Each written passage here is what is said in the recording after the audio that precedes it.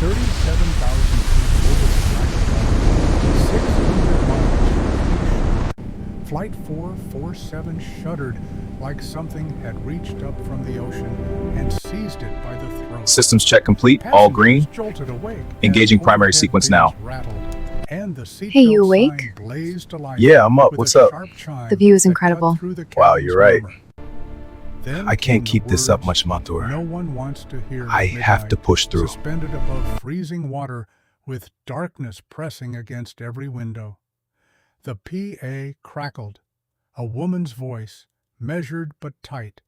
If there is anyone on board with military or commercial flight experience, pilot rated, please press your call button or identify yourself to a crew member immediately.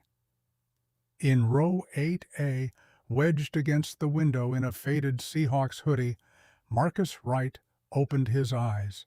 For 3 seconds, he didn't move. His daughter Emily was asleep against his shoulder, her small hand clutching the threadbare teddy bear that had belonged to her mother. But his fingers had already tightened on the armrest, the way they used to tighten on a yoke, and something in his chest that had been dormant for 6 years began to wake up. Have you ever been the only person who could fix something, but everyone thought you weren't qualified anymore? The question hung in Marcus's mind as he stared at the call button above his head. The aircraft leveled out, but the wrongness remained, a subtle vibration he felt more than heard, the kind of thing only someone who'd lived inside machines would notice. Around him, passengers shifted uneasily. A woman 3 rows up whispered to her husband. A businessman closed his laptop with hands that trembled slightly. In the galley forward, 2 flight attendants spoke in urgent whispers, their professional smiles abandoned. Marcus knew that tremor. Engine trouble. Maybe worse. He'd been awake when it started, not because flying made him nervous, but because sleep had become a luxury he couldn't afford. Between freelance consulting gigs that paid just enough to cover rent on their Rainier Valley apartment, and making sure Emily had everything she needed, rest was something that happened in 15-minute intervals on the couch after bedtime stories. Tonight was supposed to be different. Tonight was the trip he'd promised her for 2 years. London, the Harry Potter studio, tour she'd circled in red marker on the brochure he'd brought home. A week where he could be the dad who said yes instead of the one who always had to say maybe later. He'd saved for 23 months to afford even these economy seats. Emily had fallen asleep 25 minutes after takeoff, her head heavy against his ribs, her breath soft and steady. Marcus had pulled his hoodie tighter and watched the blackness outside the window, the kind of dark you only get over the ocean at night, and let himself believe for a moment that they'd left everything hard behind in Seattle. Then the plane had dropped. Not much, 50 feet maybe, but enough that stomachs lifted and someone gasped. The engine had surged, compensating, and the aircraft steadied. A flight attendant's voice had come on, smooth and practiced. "Ladies and gentlemen, we're experiencing some light turbulence. Please return to your seats and fasten your seatbelts." Light turbulence. Marcus knew better. He'd felt the difference between weather and something mechanical, the way you feel the difference between a cough and something in your chest that shouldn't be there. Now this announcement, this plea. His hand hovered over the call button. Emily stirred but didn't wake, her small fingers tightening around Mr. Buttons, the bear her mother had sewn by hand during those last weeks when Rachel could barely sit up without help. The bear was missing one eye, and the stitching on the left ear had come loose, but Emily wouldn't let Marcus repair it. She said it needed to look exactly how Mommy made it. Marcus's throat tightened. Rachel. God, if she could see him now, suspended between staying invisible and stepping forward, into the thing he'd sworn he'd never do again. He'd made her a promise in that hospital room, her hand cold in his, despite the blankets they'd piled on, her voice barely a whisper. Promise me you'll be there for Emily. No more deployments. No more choosing between us and the Navy. He'd promised. And 6 weeks later, she was dead. Complications from Emily's birth finally catching up after 7 years of her body fighting battles the doctors never fully understood. Postpartum cardiomyopathy, they called it. Heart failure that crept in slowly. So slowly they didn't catch it until her heart was pumping at 20% and there was nothing left to do but wait. Marcus had left the Navy 3 months after the funeral, took his honorable discharge and his grief and his baby daughter, and built a life on the ground, a small life, a safe life, the kind of life where nobody depended on him to land a fighter jet on a carrier deck at night with the ship pitching in 12-foot swells, where the only thing that mattered was packing Emily's lunch and braiding her hair and making sure she knew every single day that her daddy wasn't going anywhere. But the call button glowed above him, and somewhere forward in that cockpit, something was very wrong. The PA crackled again, same voice, but this time there was a crack in the composure. This is an emergency. We need assistance now. Marcus pressed the button. The senior flight attendant was beside him in seconds. She had the look of someone who'd been doing this for decades, sharp eyes that missed nothing, gray streaking through dark hair pulled back in a tight bun. Her name tag read Patricia. She leaned down, voice low enough that only Marcus could hear. Sir, are you pilot rated? Lieutenant Marcus Wright, U.S. Navy retired, F/A 18 Hornet, 3,200 hours, carrier qualified. Something shifted in Patricia's face. Relief, but also something harder, more desperate. How long ago? Separated December 2019. Haven't flown since. Her jaw tightened. Can you come with me? Marcus looked down at Emily. Her face was peaceful, the way it only ever was in sleep. During the day, she was bright and quick and asked a million questions, but at night, the worry leaked through. She'd wake up sometimes, crying, asking where Mommy was, why Daddy had to work so much, whether he was going to leave too. Those nights Marcus would hold her until she fell back asleep, whispering the same words over and over. I'm not going anywhere, baby. I promise. I have my daughter. Patricia's expression didn't change. We'll have someone sit with her. She doesn't do well with strangers. The flight attendant's voice dropped to almost a whisper. Sir, the captain has collapsed.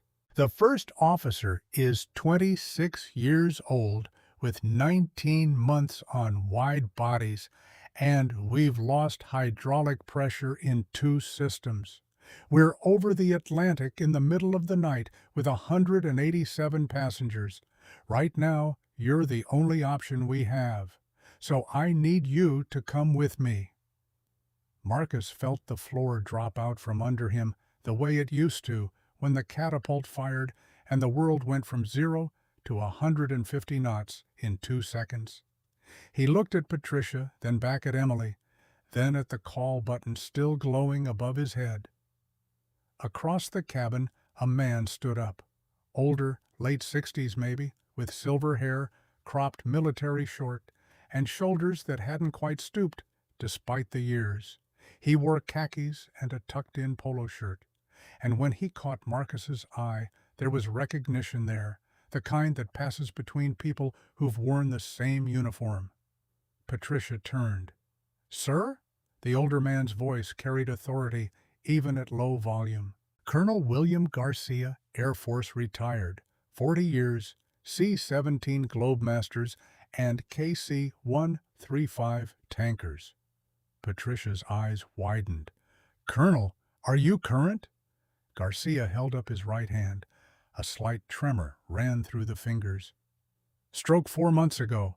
Left my medical certificate on the neurologist's desk. I can't fly. He looked at Marcus. But he can. Something unspoken passed between them. Garcia moved across the aisle and gestured to the empty seat beside Emily. I'll watch your daughter, son. You go do what you were born to do. Marcus wanted to argue, wanted to say he wasn't born for anything except making sure Emily grew up safe and loved and never wondering where her daddy was. But the plane shuddered again, more pronounced this time, and he knew what that meant. Systems failing, time running out, people about to die unless someone did something. He stood. His legs felt disconnected from his body, muscle memory taking over, while his brain screamed that this was wrong, this was breaking every promise he'd made. He looked down at Emily one more time. She'd shifted in her sleep, curling around Mr. Buttons the way she used to curl into Rachel when they'd watch movies together on the couch, back when Rachel was still strong enough to hold her. A young flight attendant appeared, early 20s, looking pale but determined. His name tag read, Brian. He slid into Marcus's seat without a word. Marcus leaned close to Emily's ear. I'll be right back, baby. I promise. She didn't wake. Maybe that was better. He followed Patricia up the aisle. As they passed through business class, heads turned. A woman in a tailored blazer looked up from her laptop, expression sharp and assessing. Her eyes tracked Marcus with the kind of focus that said lawyer or executive. Someone used to evaluating people in seconds. What's going on?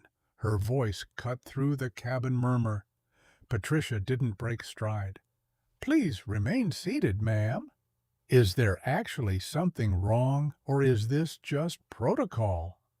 The woman's tone held challenge, but underneath it, Marcus heard fear. Ma'am, I need you to... Because I've been on 100 flights, and I've never seen crew look this rattled. Patricia stopped and turned. Her voice went cold in a way that said she was done being polite. The captain is incapacitated. Hydraulics are failing. We have a former military pilot on board, and he's going to help us land this aircraft safely. Now sit down, fasten your seatbelt, and let us do our jobs. The woman's face went white. She sat. They reached the cockpit door. Patricia knocked twice, paused, then knocked 3 more times in a pattern that must have been prearranged. A lock clicked. The door swung inward. The cockpit was smaller than Marcus remembered cockpits being, and darker. The instrument panels glowed with hundreds of small lights in amber and green and white. But the overhead floods were off, and the only real illumination came from the pale wash of the primary flight display. In the left seat, slumped against the harness, was the captain. Mid-50s, gray at the temples, unconscious. A medical kit lay open on the floor beside him. In the right seat, hands locked on the yoke with knuckles gone bloodless, sat the first officer. He was young, younger than Patricia had said. Dark hair plastered to his forehead with sweat, eyes that had seen too much in the last 10 minutes. When he looked up at Marcus entering, the relief on his face was so raw it was almost painful to witness. You're the Navy guy? His voice cracked on the last word. Yeah. Marcus moved toward the center console, his eyes already scanning the displays, the way they used to before every carrier landing, taking in a dozen pieces of information simultaneously, and building a picture of what the aircraft was doing, what it wanted to do, what was about to go wrong. Airspeed, altitude, heading, Engine temperatures, hydraulic pressure, 2 amber lights, 1 red. His chest tightened. What happened? The first officer's voice came out in bursts, like he was rationing breath. Captain started feeling chest pains about 18 minutes ago. Shortness of breath, left arm tingling. We were getting ready to declare an emergency and divert when he just collapsed. We've got him on oxygen, but he's unresponsive. Marcus could see the captain's chest rising and falling, shallow but steady. Alive for now.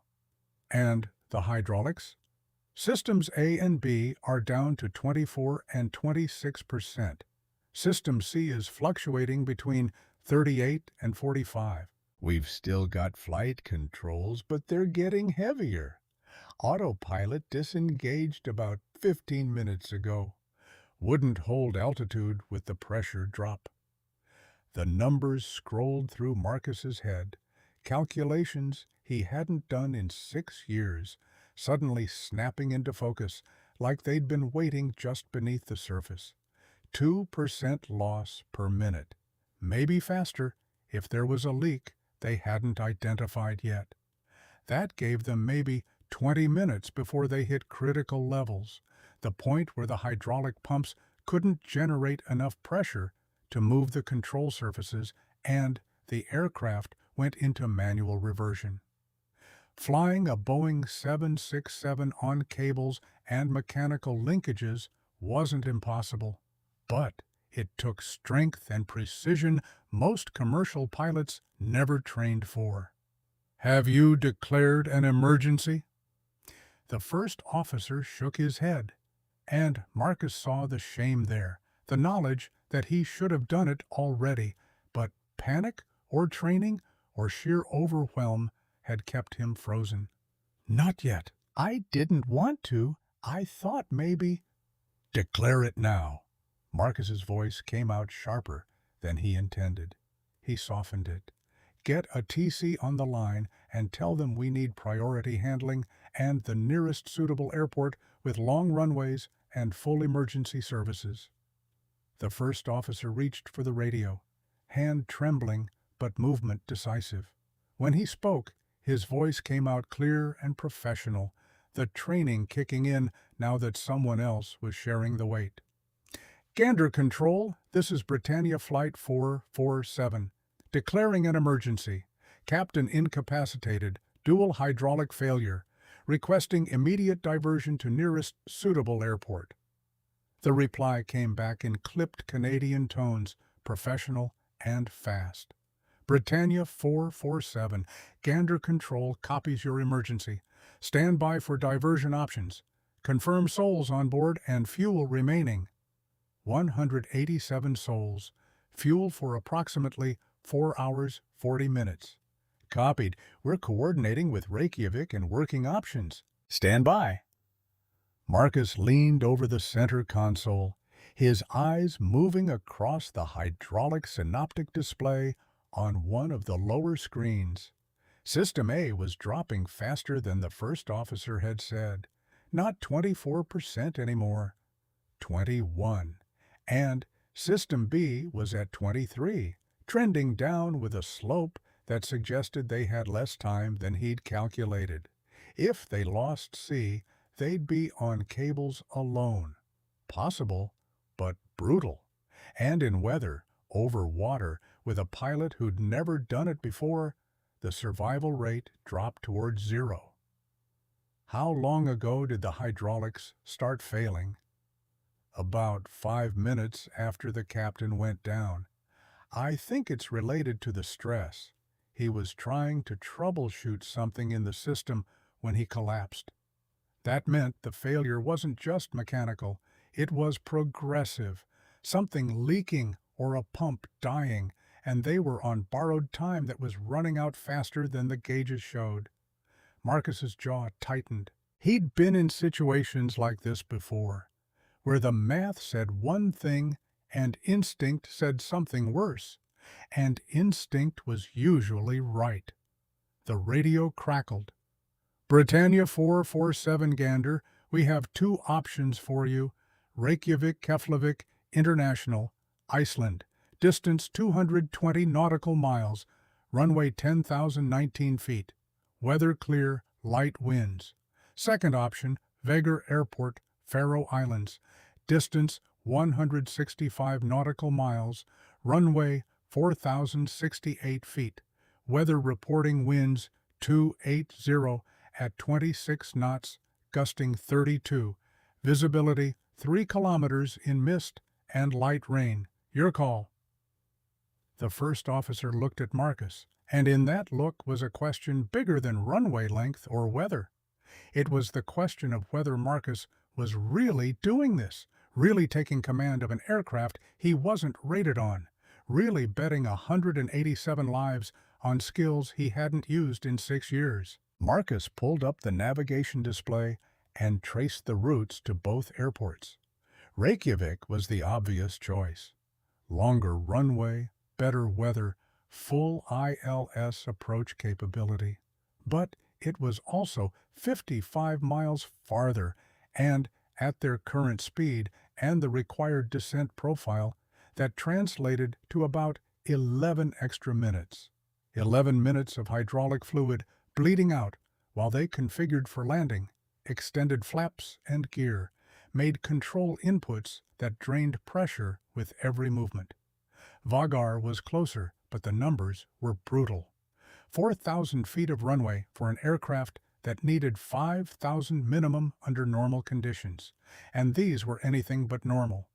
Crosswinds gusting over 30 knots, visibility limited, and no instrument landing system to guide them down through the weather. It would be a visual approach in conditions that were marginal at best, flying a crippled airplane to a runway barely longer than the carrier deck he'd practiced on, except without the arresting wires to catch him if he came in hot. "What do you think?" The first officer's voice pulled Marcus back. Marcus did the math again, checking it against instinct, against 6 years of experience landing on ships that pitched and rolled in seas that would terrify most commercial pilots. "How much pressure are we losing per minute?" The first officer checked the trend data on the hydraulic display. Average 2.2% across both systems. Marcus calculated. At that rate, Reykjavik was 35 to 37 minutes away, including descent and approach. They'd be at critical pressure, maybe below it, by the time they reached minimums for landing. Vagar was 24 to 26 minutes. They might have 12 to 15% left when the wheels touched concrete. Might. If nothing else failed. If the leak rate didn't accelerate. If System C held. A lot of ifs. But Reykjavik had more. "We're going to Vagar." The first officer's eyes widened. "That runway's barely 4,000 feet. We need at least 5 for a safe landing, and that's with full systems." "We're not going to have full systems in 30 minutes. We might not have any." "So we're going to slam into a cliff instead." Marcus met his eyes.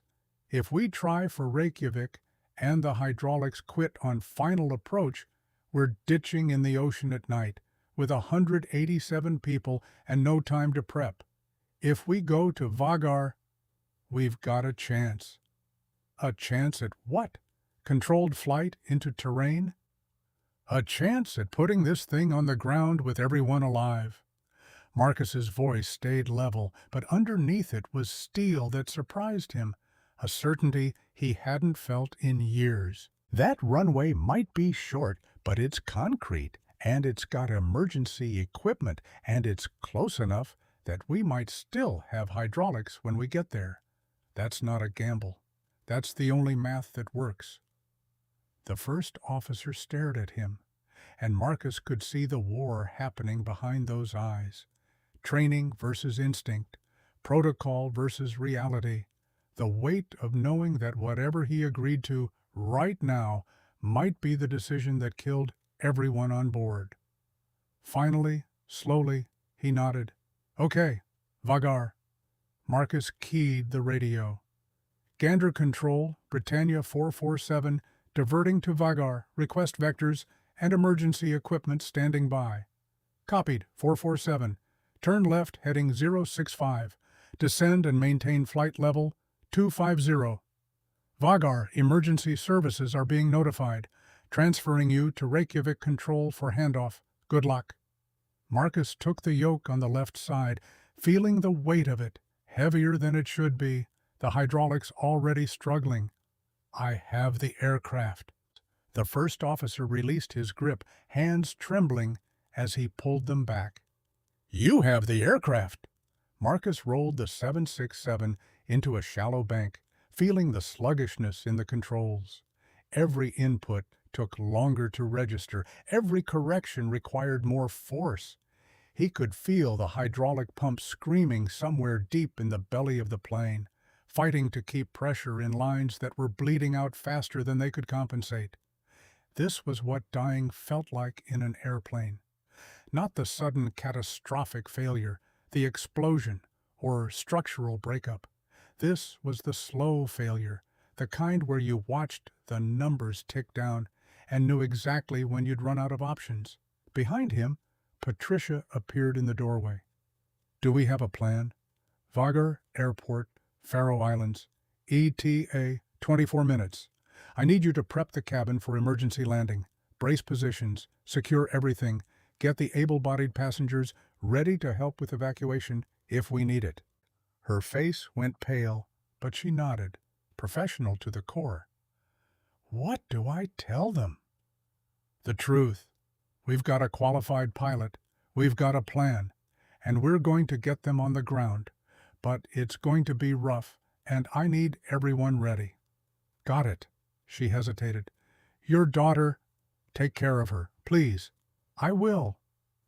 She disappeared, and Marcus heard her voice a moment later over the cabin PA, calm and clear and steady as bedrock. Ladies and gentlemen, this is Patricia. We are diverting to an airport in the Faroe Islands due to a medical emergency with the captain and a mechanical issue. We have an experienced pilot assisting, and we will be on the ground in approximately 24 minutes. I need everyone to follow crew instructions exactly. Secure all loose items, review your safety cards, and prepare for a possible emergency landing. We will get through this together. The cabin erupted in murmurs, then voices, then someone shouting. Marcus heard Patricia's voice cut through it like a blade. Not loud, but commanding in a way that said she'd dealt with panic before and knew how to shut it down.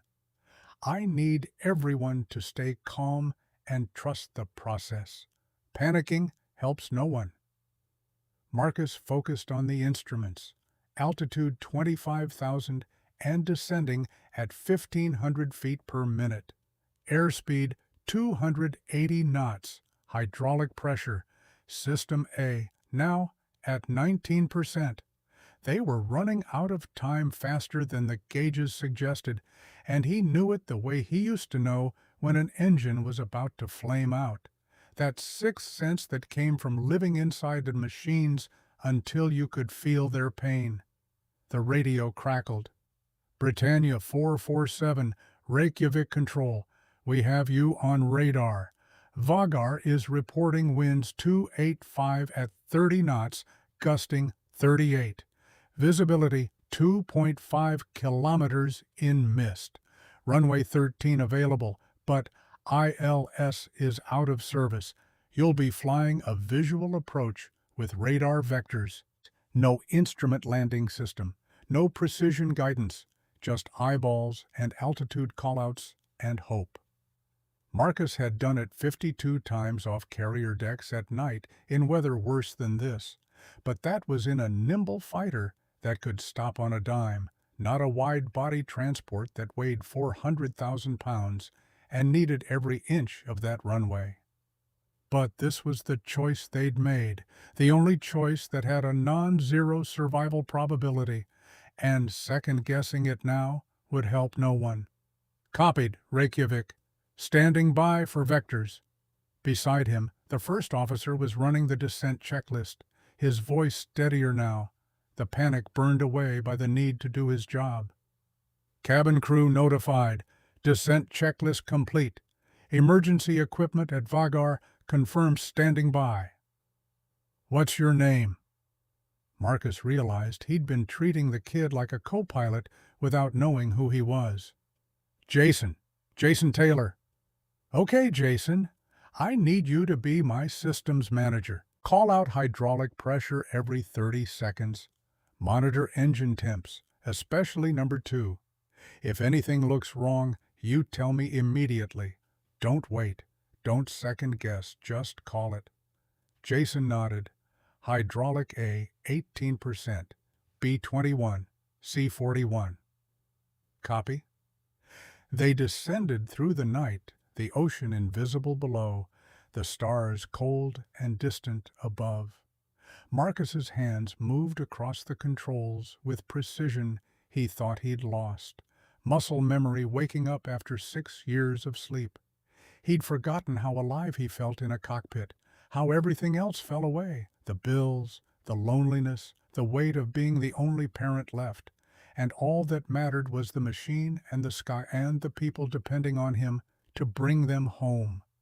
At 15,000 feet, the hydraulic pressure hit 15% on System A. The yoke was getting stiff enough that Marcus had to put real force into even small adjustments. Sweat ran down his back despite the cool cockpit air. How far out? Jason checked the navigation display. 12 minutes. Descent profile looks good. Start configuring. Flaps 5. Jason reached for the flap lever and extended them. The plane shuddered as the surfaces moved, and the hydraulic pressure dropped another 2%. Every movement cost them now. Every input drained fluid they couldn't spare. Gear down. The landing gear extended with a heavy thunk, and 3 green lights appeared on the panel. But the hydraulic pressure on System B dropped to 16% and kept falling. They were flying on fumes and prayers and the diminishing ability of pumps that were never designed to work this hard. At 5,000 feet, the clouds broke, and Marcus saw it. Vagar, a single strip of asphalt on a barren island surrounded by cliffs and black water. The runway lights blazed against the darkness, and he could see emergency vehicles lining the taxiway, their red and blue strobes cutting through the mist. It looked impossibly small, a ribbon of concrete that ended at the edge of nothing. The radio crackled. Britannia 447, Vagar Tower, you are cleared to land runway 13, winds 285 at 32, gusting 38. Emergency equipment standing by. Marcus lined up on final approach, fighting the crosswind that tried to push them off centerline. The yoke felt like it was made of iron, every correction taking everything he had.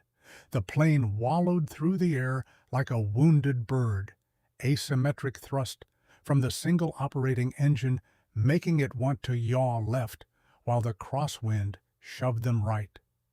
Jason's voice, tight but controlled. 2,000 feet, hydraulic, A 14%, B 15, C 11. They were almost out of fluid, almost out of options, almost out of time. 1,000 feet. The runway rushed up to meet them, and Marcus pulled back on the yoke with everything he had, flaring the nose. The main gear touched hard, too hard, and the plane bounced. The tires screamed. He shoved the yoke forward, fighting the instinct to pull back, and planted it back down. His hand reached for the thrust reversers, but only the left engine deployed, the asymmetric reverse thrust trying to spin them off the runway. "Reversers out on number 2!" Jason's voice went high. Marcus didn't have time to panic. He stood on the brakes, feeling them shudder under his feet, the anti-skid system cycling frantically.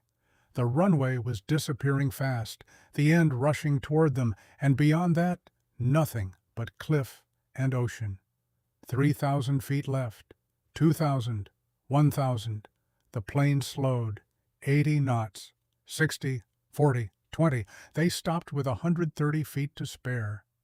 Marcus sat back in the seat, his hands still locked on the yoke, and for a moment he couldn't breathe, couldn't move, couldn't process that they were on the ground and everyone was alive, and he'd just done something he swore he'd never do again. Beside him, Jason started laughing, a wild, breathless sound that was half hysteria and half relief. "We're alive. Oh my God, we're alive." Marcus released the yoke. His hands were shaking so hard he had to grip his knees to stop them.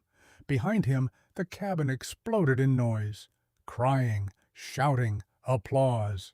Patricia's voice came over the intercom, shaky but strong.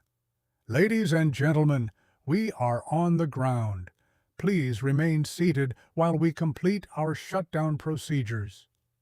Marcus unstrapped and stood on legs that barely held him. He needed to see Emily, needed to know she was okay, needed to hold her and feel her heartbeat, and remember why any of this mattered.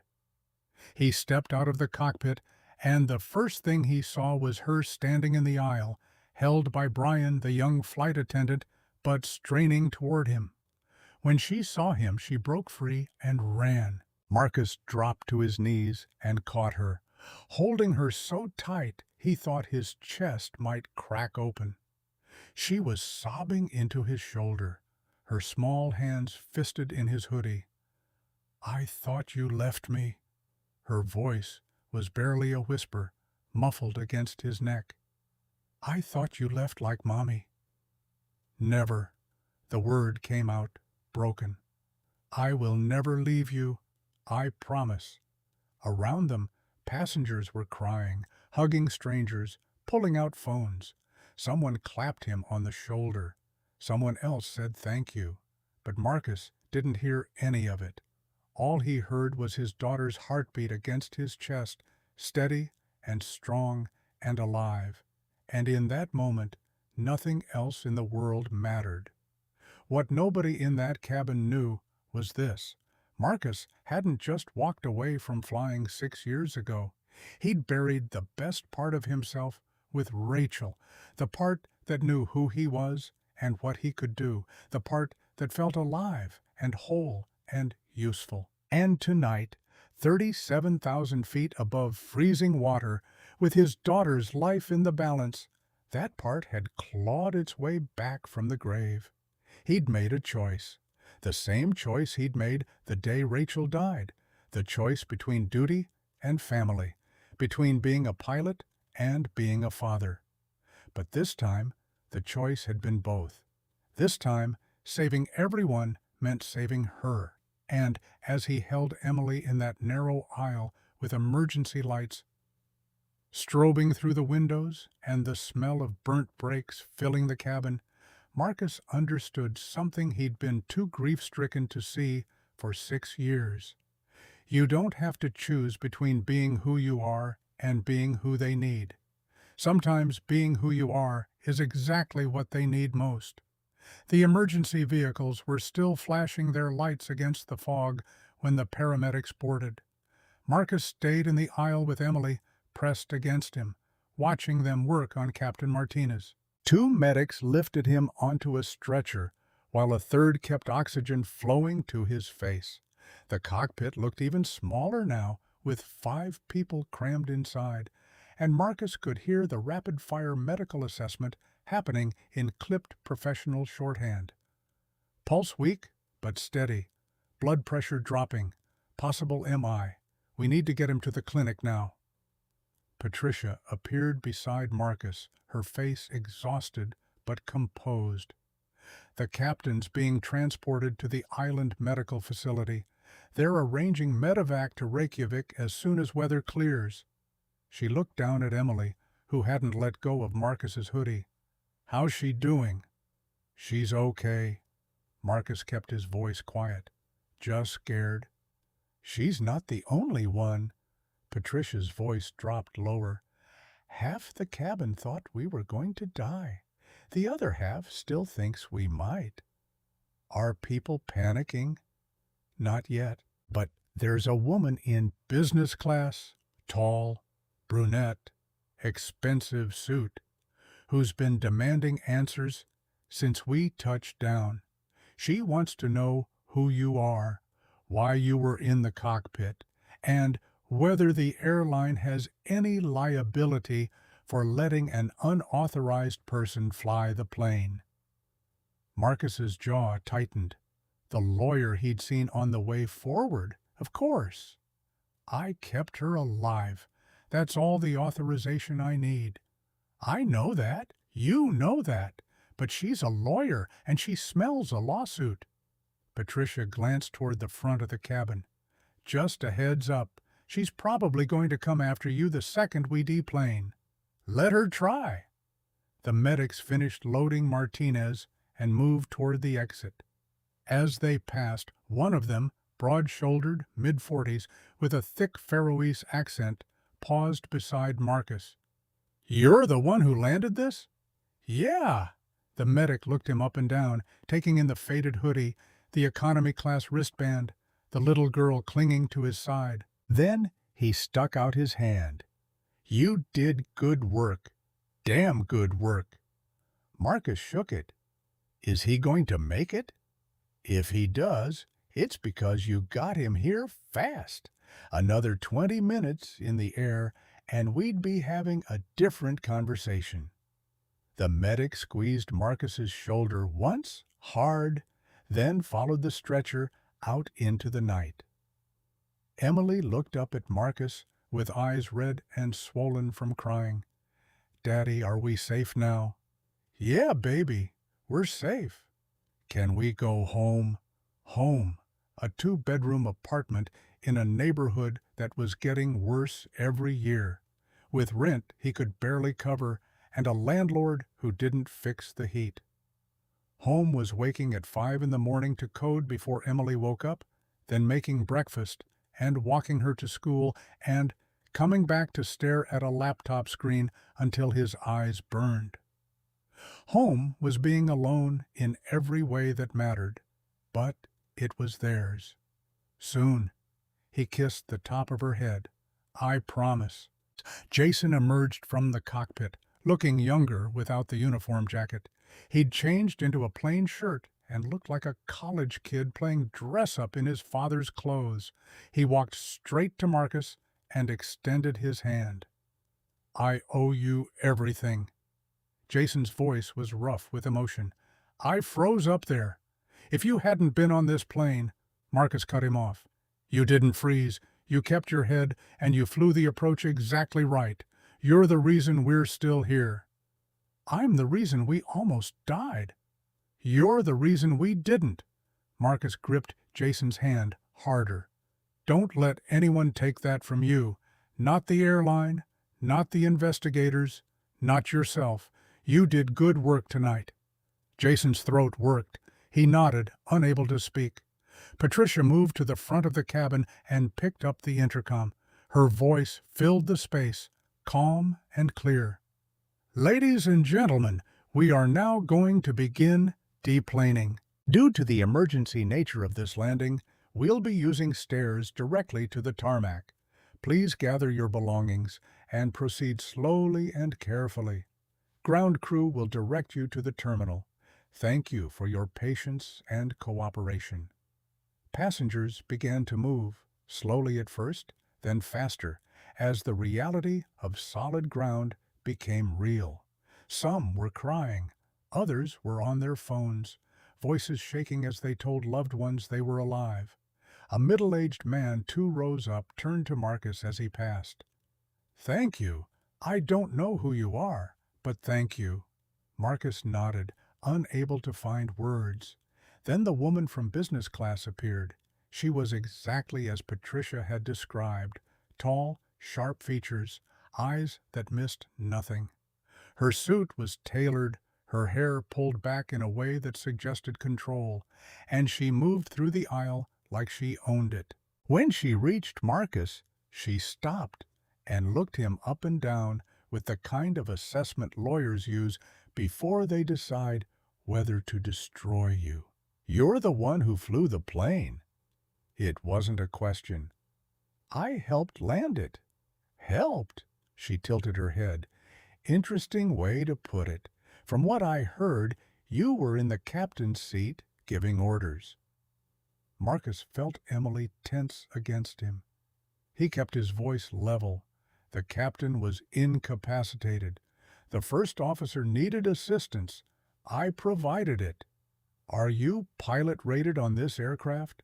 No. Are you currently employed by this airline? No. So you're telling me that an unauthorized, unqualified civilian took control of a commercial aircraft and flew it into one of the most dangerous airports in Europe, and we're supposed to just accept that as normal procedure? Marcus's temper flared, but he kept it buried. Lady, I don't know what your problem is, but 24 minutes ago you were in seat 3A wondering if you were going to die. Now you're standing here alive and complaining about how it happened. So maybe you could save the legal assessment for someone who gives a damn. Her eyes narrowed. I'm Amanda Harris. I'm a litigation partner at Morrison and Associates in New York. I specialize in aviation law. What just happened on this flight is a textbook example of negligence, procedural violation, and endangerment. The airline put an untrained person in the cockpit, and it's a miracle we didn't all die because of it. The miracle is that someone on board could actually fly, Marcus shot back. If you think the first officer could have landed this plane alone with failing hydraulics and no ILS, then you don't know a damn thing about aviation.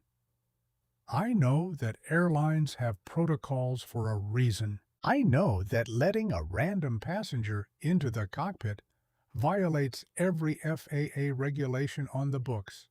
And I know that when this becomes public, there will be lawsuits, investigations, and people losing their jobs.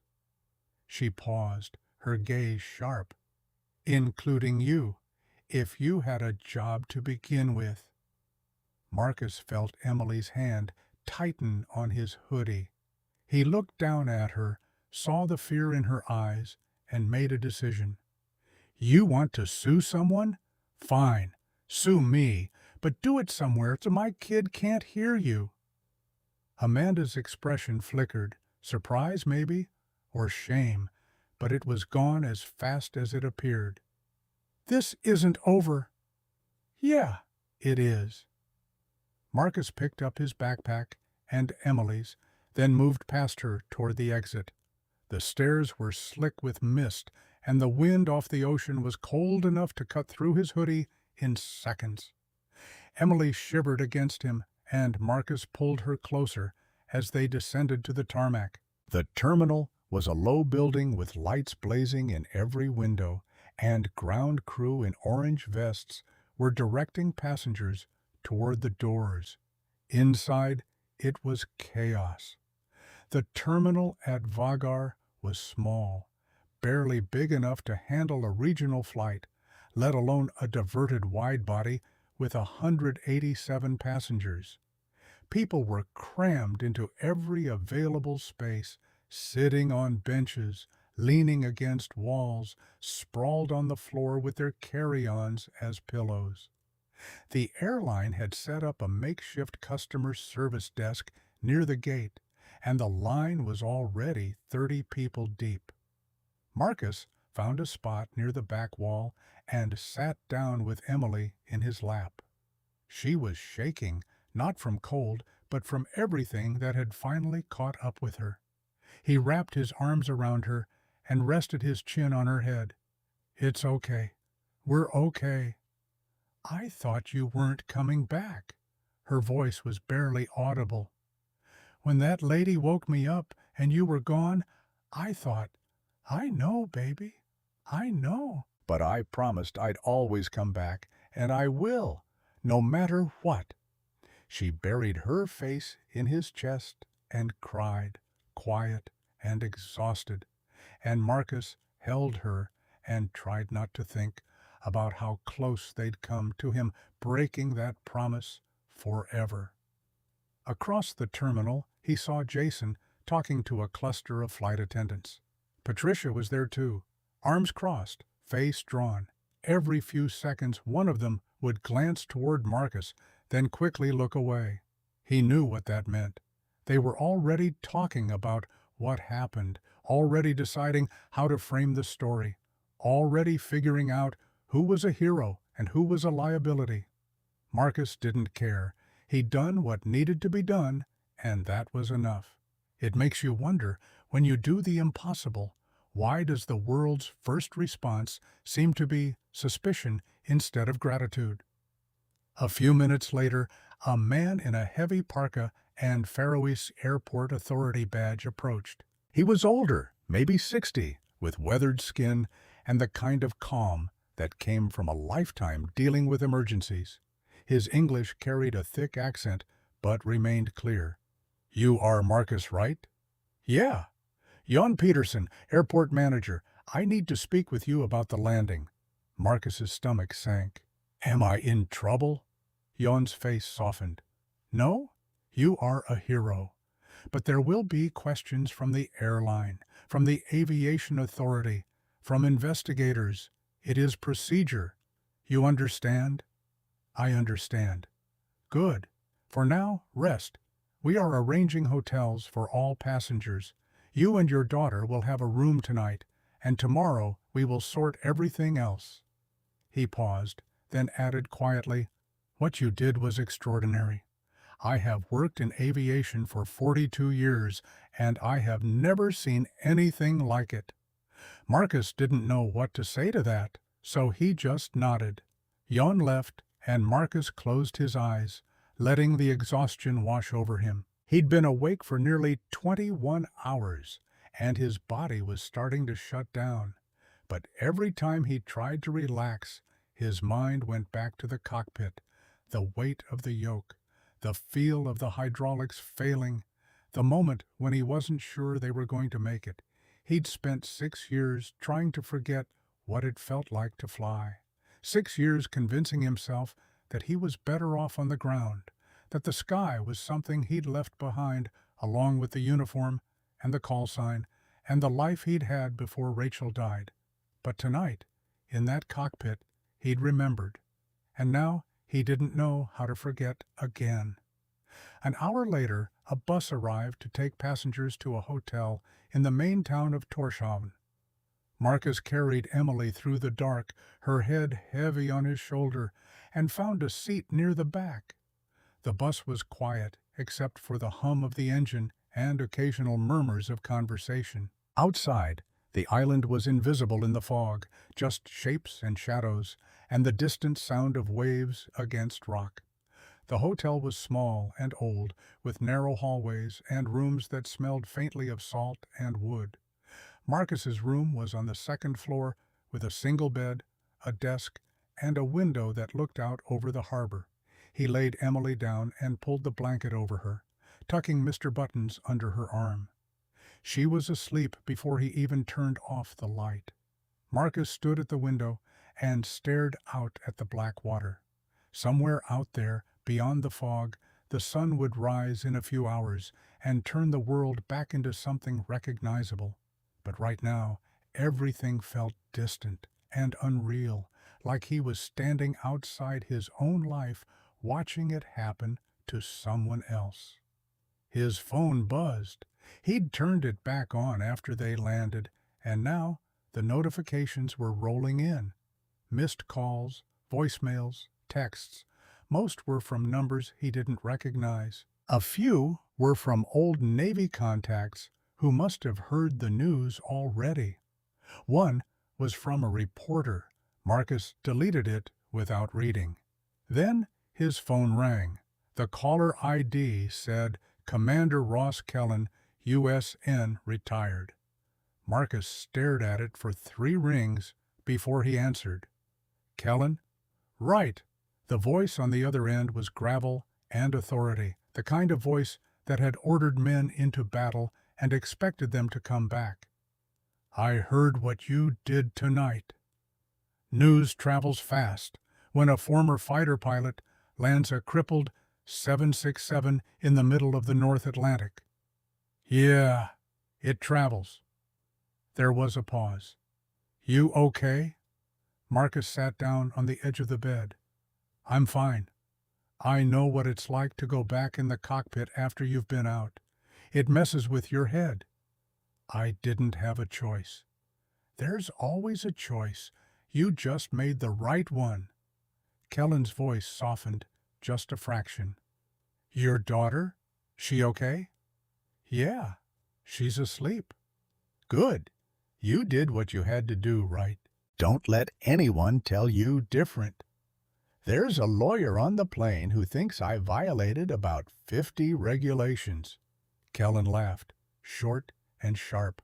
"Of course there is. There's always a lawyer. Ignore her. You saved 187 lives, and that's all that matters." "I don't know if the airline's going to see it that way."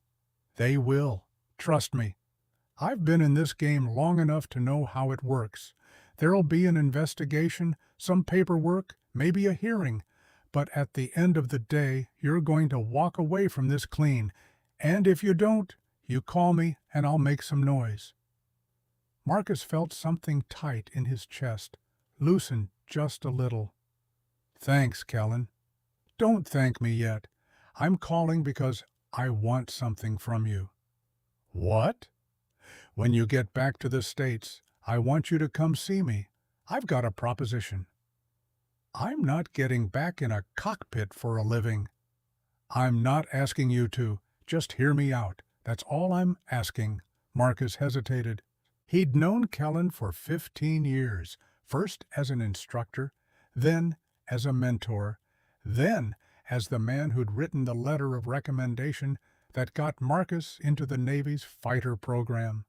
Kellen didn't waste time on people who couldn't deliver, and he didn't make offers unless he thought they mattered. "Okay, I'll hear you out." "Good. Now get some sleep. You've earned it." The line went dead. Marcus set the phone down and looked over at Emily. She'd kicked off the blanket in her sleep, and Mr. Buttons had fallen to the floor.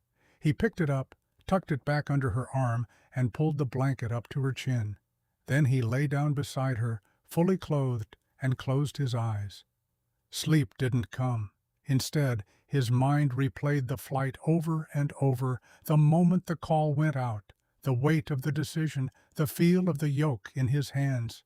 He thought about Jason's voice cracking when he said he didn't know if he could do it. He thought about the hydraulic pressure dropping and the runway disappearing too fast.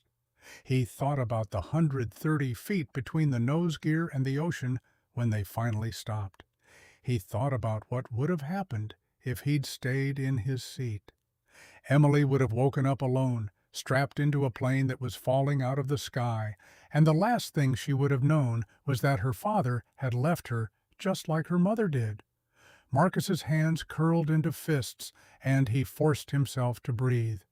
He'd made the right call. He knew that, but it didn't stop the fear from crawling up his spine, the same fear that had lived in him since the day Rachel collapsed in the kitchen and he couldn't save her. The fear that no matter how hard he fought, no matter how much he sacrificed, the people he loved would slip through his fingers anyway.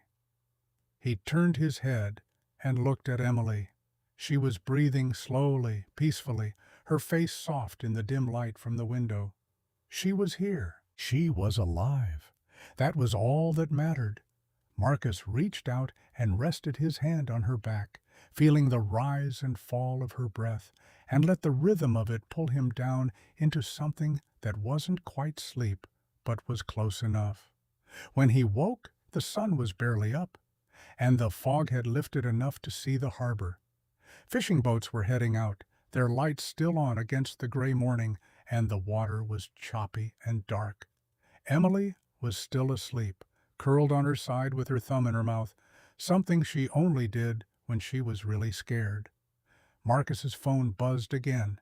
This time it was a text from an unknown number. "Mr. Wright, this is Patricia Anderson, senior flight attendant on Britannia Flight 447. The airline is arranging a briefing this morning at 9 a.m. in the hotel conference room. Your presence is requested. Please bring any documentation of your flight credentials. Thank you for everything you did last night." Marcus checked the time. It was 7:30. He slipped out of bed quietly and dug through his backpack until he found what he was looking for, a battered leather wallet that he hadn't opened in 6 years. Inside was his old military ID, his pilot's license, and a folded piece of paper that he'd kept for reasons he couldn't explain. It was his last flight log from the Navy, dated December 15th, 2019. The final entry was simple. Final trap, 3-wire, clear deck. The day he'd walked away from flying forever. Marcus stared at it for a long moment, then folded it back up and put it in his pocket. At 8:45, he woke Emily gently and got her dressed. She was quiet, still half asleep, and didn't ask questions when he told her they had to go to a meeting. He carried her down to the conference room where a handful of passengers were already gathered along with the flight crew. A man in an airline uniform who introduced himself as the regional operations manager, and a woman with a clipboard who was clearly from corporate. Amanda Harris was there too, sitting in the back with her arms crossed and her expression unreadable. Jean was standing at the front of the room beside a screen that showed a map of the flight path. When he saw Marcus, he gestured for him to come forward. "Mr. Wright, thank you for joining us. Please have a seat." Marcus sat down with Emily on his lap. She leaned against him, still half asleep, and he wrapped his arms around her. The operations manager stepped forward. He was in his 50s, with gray hair and the tired look of someone who'd been on the phone with headquarters all night. "Ladies and gentlemen, my name is Donald Thomas, and I'm the Regional Operations Manager for Britannia Airways. First, I want to say how grateful we are that everyone on Flight 447 is safe. What happened last night was an extraordinary situation, and the outcome could have been very different." He looked directly at Marcus. "Mr. Wright, on behalf of the airline, I want to thank you for your actions. You stepped up in a moment of crisis and helped bring this aircraft and everyone on board to safety. That took courage, skill, and a level of composure that, frankly, should be commended." There was a murmur of agreement from the other passengers. Someone started clapping, and then others joined in, and suddenly the whole room was applauding. Marcus felt his face flush. He wasn't used to this, being seen, being thanked, being anything other than invisible. Emily looked up at him, confused. "Why are they clapping?" "Because Daddy helped people, baby." Donald raised his hand for silence. "That said, there will be an investigation into the events of last night. The Aviation Authority, the FAA, and our own safety board will all be reviewing what happened. Mr. Wright, you'll be asked to provide a statement and answer questions about your actions in the cockpit. This is standard procedure, and it's not a reflection on you personally." "I understand." "Good. We'll arrange for you to speak with the investigators once we're back in the States. In the meantime, the airline is covering all accommodation and meal expenses for passengers while we arrange onward travel. We're working to get everyone to London or back to Seattle as quickly as possible." A man in the front row raised his hand. "How's the captain?" Donald's expression tightened. Captain Martinez was airlifted to Reykjavik early this morning. He's in stable condition and doctors are optimistic about his recovery. We'll know more in the next 24 hours. The relief in the room was palpable. Then Amanda spoke up. "Mr. Thomas, I have a question." Donald turned to her. "Yes, Ms. Harris." "What's the airline's position on liability?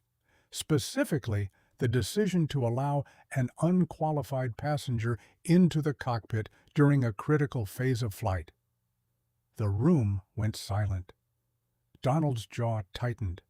"Ms. Harris, I understand you have concerns, but this isn't the appropriate forum." "I disagree.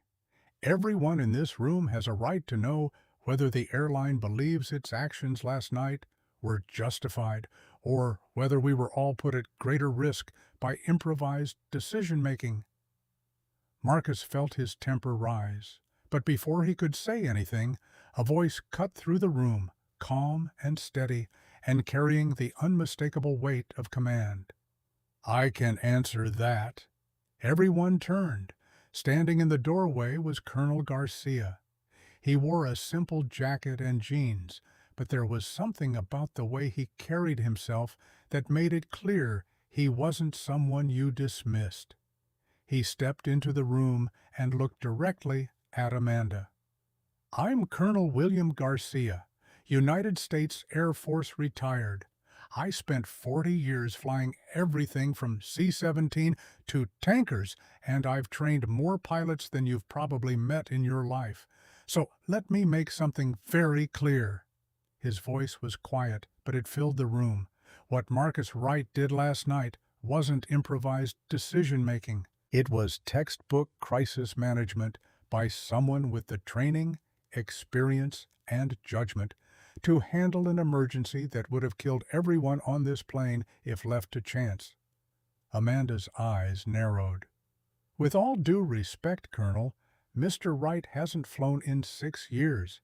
He has no rating on this aircraft, and he made decisions that put this entire flight at risk." "You're wrong." Garcia's voice didn't rise, but the temperature in the room dropped 10 degrees. "Wright didn't put anyone at risk.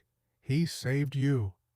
And if you can't see the difference, then you don't understand aviation, and you sure as hell don't understand what it takes to fly a crippled plane into a 4,000-foot runway at night in a crosswind with no precision approach." He turned to Marcus. "I was on this flight, Mr. Wright. Row 12. I heard the call go out, and I was about to identify myself when I saw you move. I watched you go forward, and I listened to every word you said in that cockpit over the intercom." His voice softened. "You flew that approach like you'd been doing it your whole life. You kept your cool. You made the right calls, and you brought us home. So don't let anyone tell you that you did anything wrong." Marcus stared at him, unable to speak. Garcia turned back to Amanda. "You want to file a lawsuit? Go ahead, but you'll be suing the man who saved your life, and I'll make damn sure everyone knows it."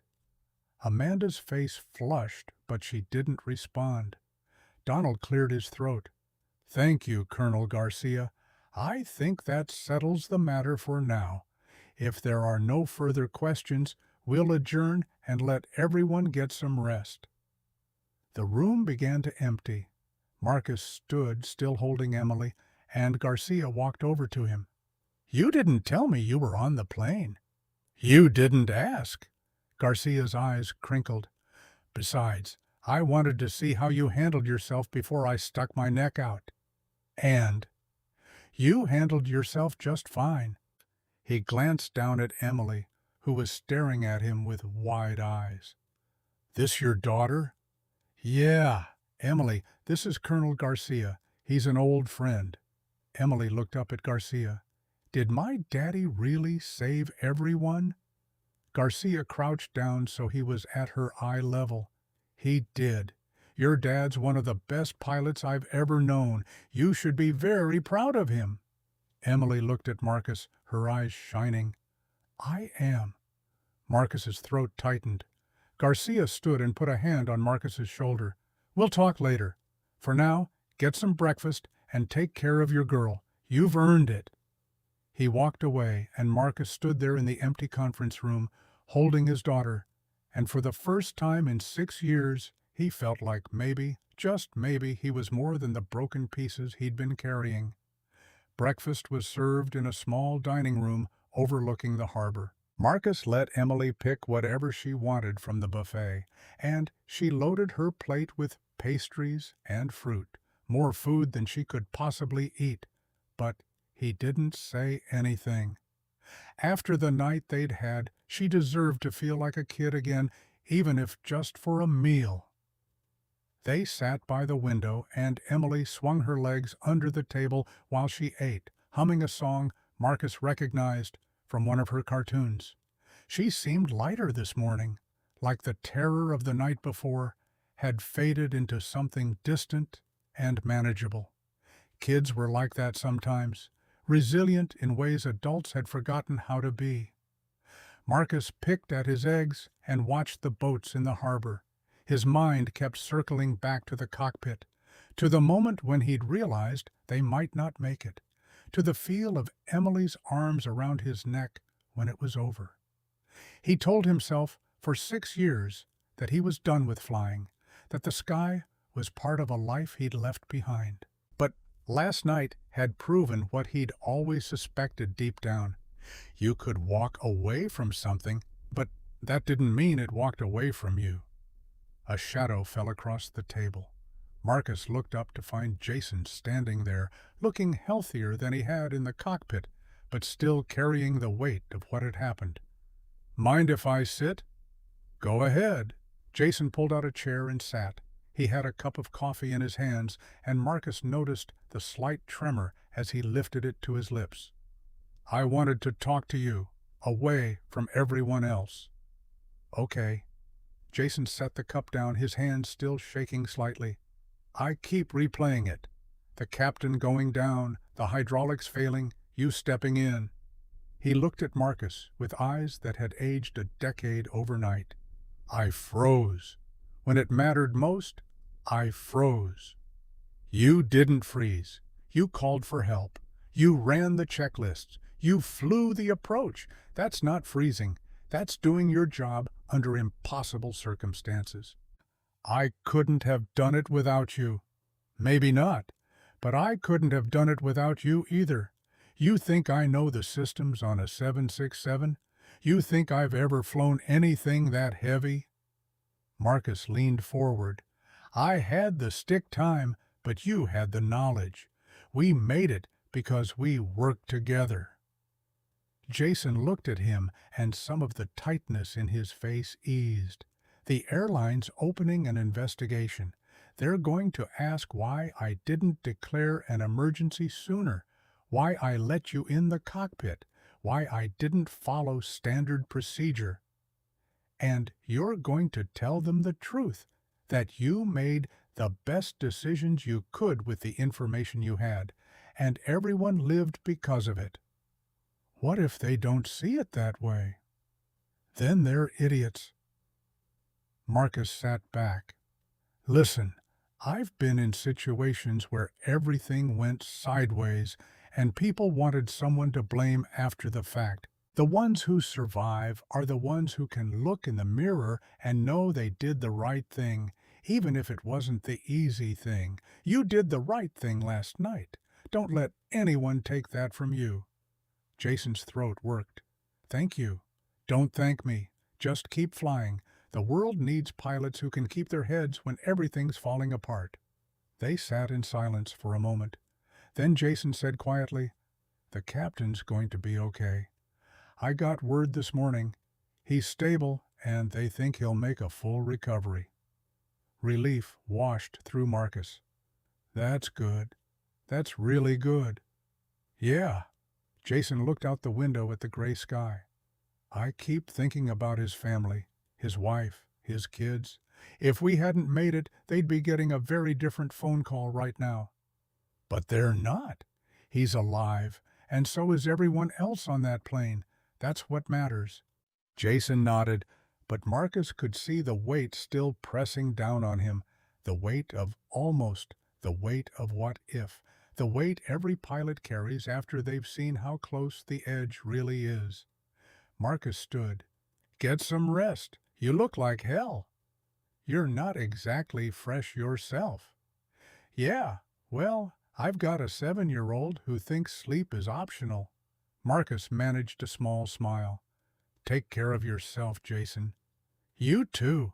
Marcus returned to Emily, who had finished her pastries and was now drawing on a napkin with a pen she'd borrowed from somewhere.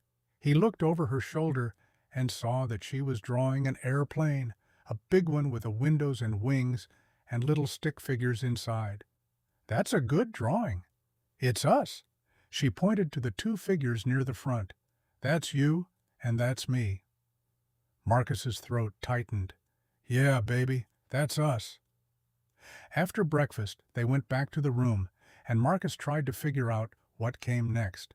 The airline had promised to arrange onward travel, but with the investigation ongoing and the aircraft grounded for inspection, it wasn't clear when that would happen.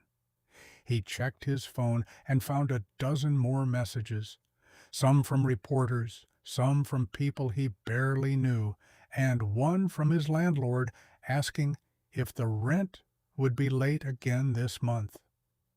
Marcus deleted most of them and focused on the ones that mattered. There was another text from Patricia letting him know that a replacement aircraft was being flown in and passengers would likely be on their way to London by tomorrow morning. There was a voicemail from Donald Thomas, the operations manager, asking Marcus to call him when he had a chance. And there was a message from Garcia that just said, "Meet me in the lobby at noon. We need to talk." Marcus glanced at the clock. It was 10:30. He had 90 minutes. He spent the time with Emily, reading to her from a book they'd brought and playing simple games to keep her mind off everything that had happened. She was doing better than he'd expected, but he could see the cracks starting to show. The way she flinched when a door slammed down the hall, the way she kept checking to make sure he was still there. Trauma didn't announce itself all at once. It crept in slowly, in the spaces between normal moments. And Marcus knew from experience that the real work of healing would come later, when the adrenaline wore off and the nightmares started. At noon, he took Emily down to the lobby, where Garcia was waiting in one of the chairs near the fireplace. The colonel stood when he saw them, and Marcus noticed for the first time how much older Garcia looked than he remembered. The silver hair was thinner, the lines around his eyes deeper, but the sharpness in his gaze was the same. "Right." "Colonel." "Drop the rank. I've been retired long enough that it doesn't mean anything anymore." Garcia looked down at Emily. "How are you doing, sweetheart?" Emily pressed closer to Marcus, but managed a small smile. "Okay." "That's good. You're a brave girl." Garcia's expression softened. Then he turned back to Marcus. "I was thinking we could take a walk. There's a path along the harbor. Good views, fresh air. Your daughter can come if she wants." Or one of the hotel staff offered to keep an eye on her in the play area they've set up. Marcus looked at Emily. "What do you think, Em? You want to go play for a bit, or come with us?" Emily considered this seriously, then said, "I'll play, but you have to come back." "I promise." "Pinky promise?" Marcus hooked his pinky with hers. "Pinky promise." One of the hotel staff, a kind-faced woman in her 30s, appeared and took Emily's hand, leading her toward a corner of the lobby where a few other kids were playing with toys. Emily looked back once, and Marcus gave her a reassuring wave. Then he followed Garcia outside. The air was cold and damp, and the wind off the ocean carried the smell of salt and seaweed. They walked in silence for a few minutes, following a narrow path that wound along the edge of the harbor. Fishing boats bobbed in the water, and seabirds wheeled overhead, their cries sharp and lonely. Finally Garcia spoke. "You did good last night, Wright. Better than good. You saved a lot of lives." "I did what anyone would have done." "No, you did what very few people could have done. There's a difference." Garcia stopped and turned to face him. "I want to talk to you about what comes next." Marcus's stomach tightened. I'm not looking for a job if that's what this is about. It's not a job, it's an opportunity. Garcia gestured toward a bench overlooking the water, and they sat down. I work with a nonprofit now, Veterans Aviation Network. We help former military pilots transition back into civilian flying. Some of them want to fly commercial, some want to fly cargo, some just want to get back in the air because they miss it. We provide training, certification support, job placement, mentorship. That's great, but I'm not trying to get back into flying. Why not? Because I've got a kid to take care of, and flying doesn't pay the bills unless you're willing to spend half your life away from home. I can't do that to Emily. What if you didn't have to? Garcia's gaze was steady. What if there was a way to fly on your terms? Part-time, flexible schedule, good pay, based out of wherever you want to live. Marcus frowned. That doesn't exist. It does, if you know where to look. There are charter operations, corporate flight departments, emergency medical services, all kinds of flying that doesn't fit the traditional airline mold. And with your background, you'd have your pick of opportunities. I've been out of the cockpit for 6 years. I'm not current on anything. So get current. We can help with that. The organization covers the cost of recertification for veterans who qualify. And trust me, after what you did last night, you qualify. Marcus stared out at the water. A part of him, the part that had come alive in the cockpit last night, wanted to say yes, wanted to believe that he could have the sky and Emily and a life that made sense. But the rest of him knew better.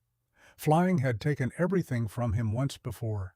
It had taken Rachel in a way, not directly, but the long deployments and the stress and the constant moving had worn her down until her body gave out.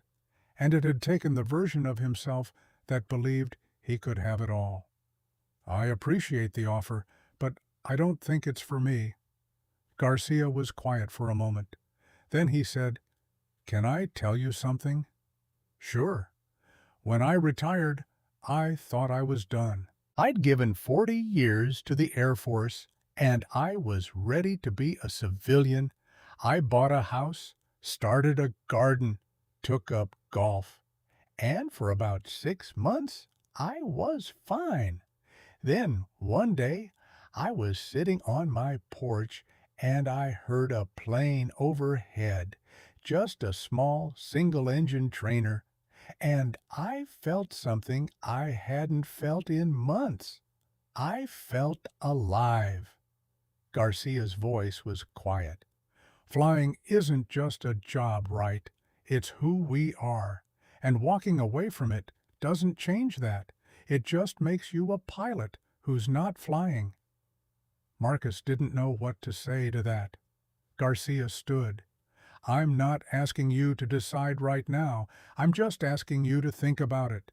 You've got skills that matter, and the world's a better place when people like you are doing what they're meant to do.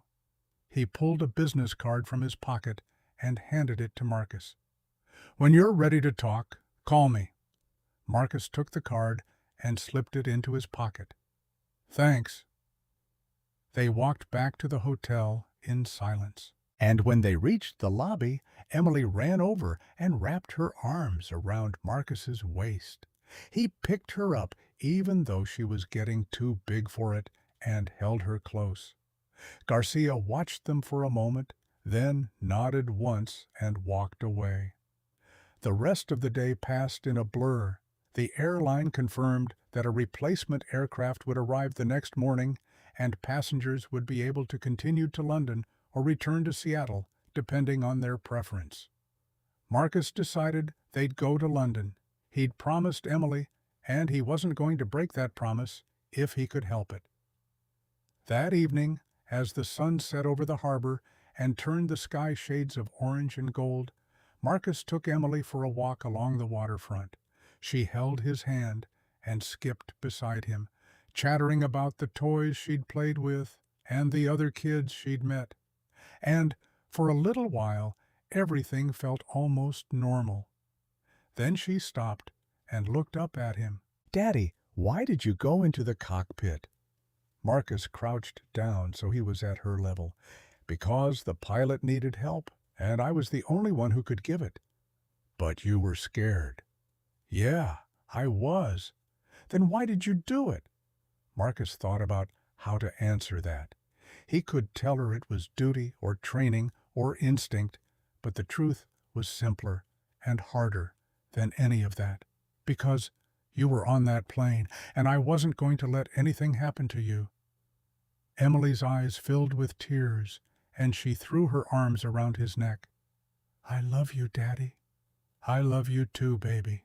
More than anything." They stayed like that for a long time, and when they finally pulled apart, Emily wiped her eyes and said, "Are you going to fly planes again?" "I don't know." "I think you should. You're really good at it." Marcus smiled, despite himself. "How do you know?" "Because everyone said so, and because you saved us." Out of the mouths of babes, Marcus thought. He kissed her forehead and stood, taking her hand again. "Come on, let's go get some dinner."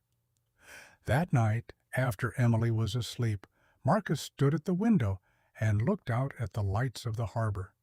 His phone buzzed. Another message. This one from a number he didn't recognize. He almost ignored it, but something made him open it. It was from Amanda Harris. "Mr. Wright, I owe you an apology. What I said this morning was out of line. You saved my life, and instead of thanking you, I questioned your competence. That was wrong. I'm sorry. If there's ever anything I can do to repay the debt I owe you, please let me know." Marcus stared at the message for a long moment, then typed a reply. "No apology necessary. We were all under stress. Glad you made it home safe." He hit send and set the phone down. Then he pulled out Garcia's business card and stared at it. The logo was simple, a pair of wings with the words Veterans Aviation Network underneath. On the back, Garcia had written a phone number and a note. "The sky's waiting." Marcus turned the card over in his hands, feeling the weight of the decision pressing down on him. Flying again meant risk. It meant putting himself in situations where things could go wrong, where people's lives depended on him making the right call. It meant opening himself up to the fear he'd spent 6 years trying to bury, but it also meant being who he really was. He thought about the moment in the cockpit when everything had clicked into place, the controls responding to his touch, the aircraft doing exactly what he told it to do, the feeling of being in command of something larger than himself. He thought about Jason's voice cracking when he said he couldn't do it alone. He thought about Emily's face when she'd said, "You're really good at it." Marcus set the card on the desk and turned back to the window. He didn't have an answer yet, but for the first time in 6 years, he was willing to ask the question. The next morning, they boarded the replacement aircraft, a newer 767 with fresh paint and a full crew. Marcus recognized some of the passengers from the original flight, and a few of them nodded or smiled when they saw him. One man, a middle-aged engineer who'd been sitting in the row behind Marcus, stopped and shook his hand. "Thank you. My daughter's getting married next month, and I get to walk her down the aisle because of you." Marcus's throat tightened. "I'm glad you'll be there." They found their seats, this time in row 12, upgraded by the airline without explanation, and Emily pressed her face to the window as the plane taxied to the runway. Marcus watched her, then looked forward toward the cockpit door. Behind that door, a new captain and first officer were running through their checklists, preparing to take 187 people safely across the ocean. They were trained, certified, competent. They didn't need Marcus's help, but part of him wished he could be up there anyway. The engines spooled up, and the plane began to roll. Emily grabbed Marcus's hand as they lifted off, and he squeezed back, reassuring her even though his own heart was pounding. The landing gear retracted with a thunk, and the aircraft banked gently over the Faroe Islands, leaving the tiny runway and the cold gray ocean behind.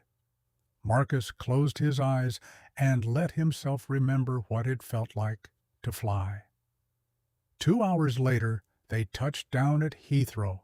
The landing was smooth, professional, unremarkable, the kind of landing that passengers barely noticed. Marcus felt Emily relax beside him, and he realized she'd been holding her breath since the wheels left the ground. "See? Totally fine." "I know." But her hand was still gripping his. They deplaned and made their way through customs, and, for the first time in what felt like forever, Marcus allowed himself to believe that maybe the trip could still be what he'd promised. London was waiting, museums and history, and a week where they could just be a father and daughter exploring the world together. But as they stepped out into the arrivals hall, Marcus's phone buzzed. He pulled it out and saw a message from Donald Thomas. "Mr. Wright, the Aviation Authority has requested a formal interview regarding the events of Flight 447. They'd like to speak with you as soon as possible. Can you make yourself available tomorrow morning at our London office?" Marcus's stomach dropped. Emily tugged on his sleeve. "Daddy, is everything okay?" He looked down at her and forced a smile. "Yeah, baby, everything's fine." But as they walked toward the taxi stand, he couldn't shake the feeling that the flight wasn't over yet, not by a long shot. And somewhere in the back of his mind, a voice that sounded a lot like Garcia's whispered, "The sky's waiting." Marcus didn't know if he was ready to answer, but he was beginning to think he didn't have a choice. The hotel room in London was nicer than anywhere Marcus had stayed in years. The airline had upgraded them again. Corporate guilt, he figured, or maybe just acknowledgement that putting him through an investigation while he was supposed to be on vacation was a lousy thing to do. The room had 2 beds, a view of the Thames, and complimentary breakfast that Emily had already spotted in the brochure. But Marcus barely noticed any of it. He stood at the window, watching the city lights reflect off the river, his phone still in his hand. Donald Thomas's message glowing on the screen. A formal interview with the Aviation Authority. Tomorrow morning, as soon as possible. He'd known this was coming. Garcia had warned him. Donald had mentioned it back in the Faroes. And Marcus had spent enough time in the military to understand how investigations worked. Someone had to answer questions. Someone had to explain why procedures were broken, why an unauthorized person entered the cockpit, why decisions were made that fell outside the neat lines of regulatory compliance. That someone was him. Emily was already in her pajamas, sitting cross-legged on her bed with Mr. Buttons in her lap, flipping through a guide to London that the hotel had left on the nightstand. "Daddy, look, there's a place where you can see real mummies. Can we go?" Marcus turned from the window and managed to smile. "Yeah, baby, we can go." "Tomorrow?" His smile faltered. "Maybe the day after. I have to take care of something tomorrow morning." "What kind of something? Just a meeting? Boring grown-up stuff?" Emily wrinkled her nose. "How long?" "I don't know. A few hours, maybe." He crossed the room and sat down on the edge of her bed. "But I'll be back before lunch, and then we'll go see those mummies. Deal?" She considered this, then stuck out her pinky. "Deal." Marcus hooked his pinky with hers and felt the familiar ache in his chest, the one that came every time he had to choose between being the dad she deserved and dealing with the wreckage of everything else. He'd been making that choice for 6 years, and it never got easier.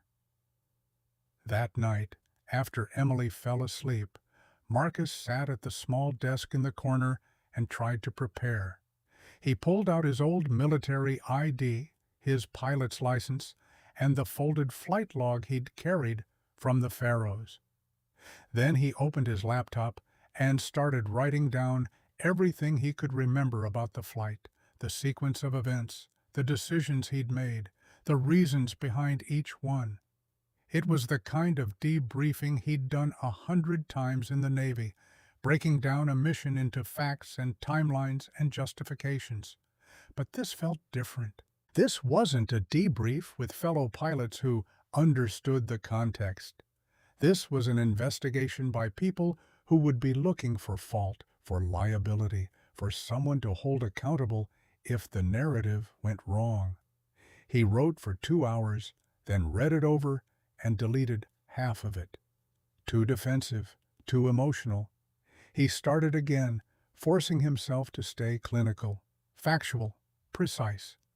By the time he finished, it was past midnight, and his eyes were burning. He closed the laptop and looked over at Emily.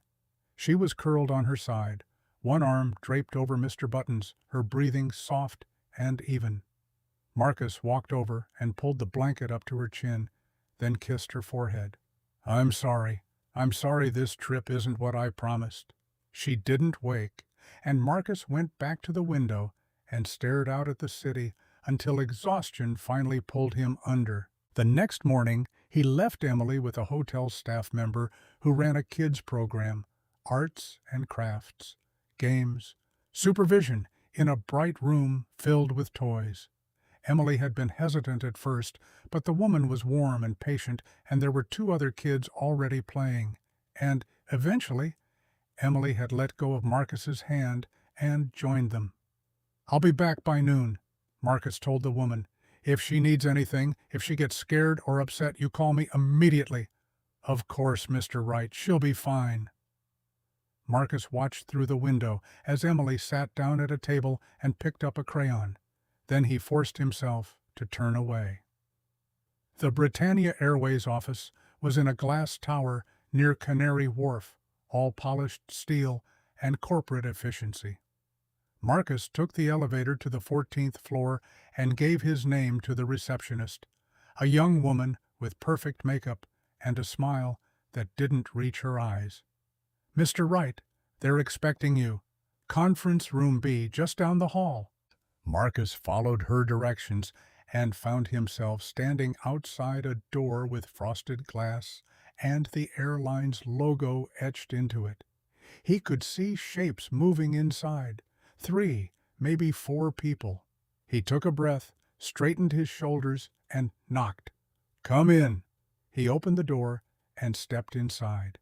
The conference room was large and impersonal, with a long table, uncomfortable chairs, and a view of the river that was probably meant to be calming, but just felt cold.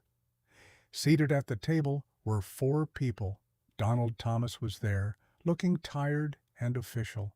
Beside him was a woman in her 50s with gray hair pulled into a tight bun and the kind of no-nonsense expression that suggested she'd seen every excuse and wasn't buying any of them. Across from them sat a younger man in a suit with a briefcase open in front of him. And at the head of the table was someone Marcus hadn't expected to see, Colonel Garcia. Garcia caught Marcus's eye and gave the smallest nod. Donald stood. "Mr. Wright, thank you for coming. Please have a seat." Marcus sat down across from the woman with the bun. She studied him for a moment, then extended her hand. "I'm Karen Mitchell, Senior Investigator with the Civil Aviation Authority. This is Lawrence Miller from the airline's legal team, and I believe you already know Colonel Garcia and Mr. Thomas." Marcus shook her hand. Her grip was firm, professional, gave away nothing. "Colonel Garcia is here as an observer and expert witness," Karen continued. He's provided testimony regarding your qualifications and conduct during the flight. Mr. Miller is here to represent the airline's interests, and Mr. Thomas is here as the operations manager who was briefed on the decision to bring you into the cockpit." She folded her hands on the table. "This is an informal inquiry, Mr. Wright. You're not under investigation personally, but we need to establish a clear record of what happened on Flight 447 and whether proper protocols were followed." "I understand." "Good. Let's begin." Karen opened a folder in front of her and glanced down at her notes. "Can you walk me through your qualifications, specifically your flight experience and training?" Marcus had prepared for this. "I served in the United States Navy for 7 years as a naval aviator. I flew F/A 18 Super Hornets off carriers, accumulating 3,200 flight hours, including combat operations in high-stress environments. I held ratings for both fixed-wing aircraft and was qualified as an instructor pilot for the final 2 years of my service." "When did you separate from the Navy?" "December 2019. "And have you flown since then?" "No." Karen's eyebrow arched. "Not at all? Not even recreationally?" "No." "Why not?" Marcus hesitated. The real answer was complicated.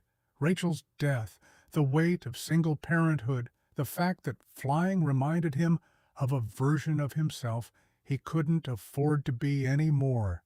But he kept it simple. "I had other priorities, raising my daughter."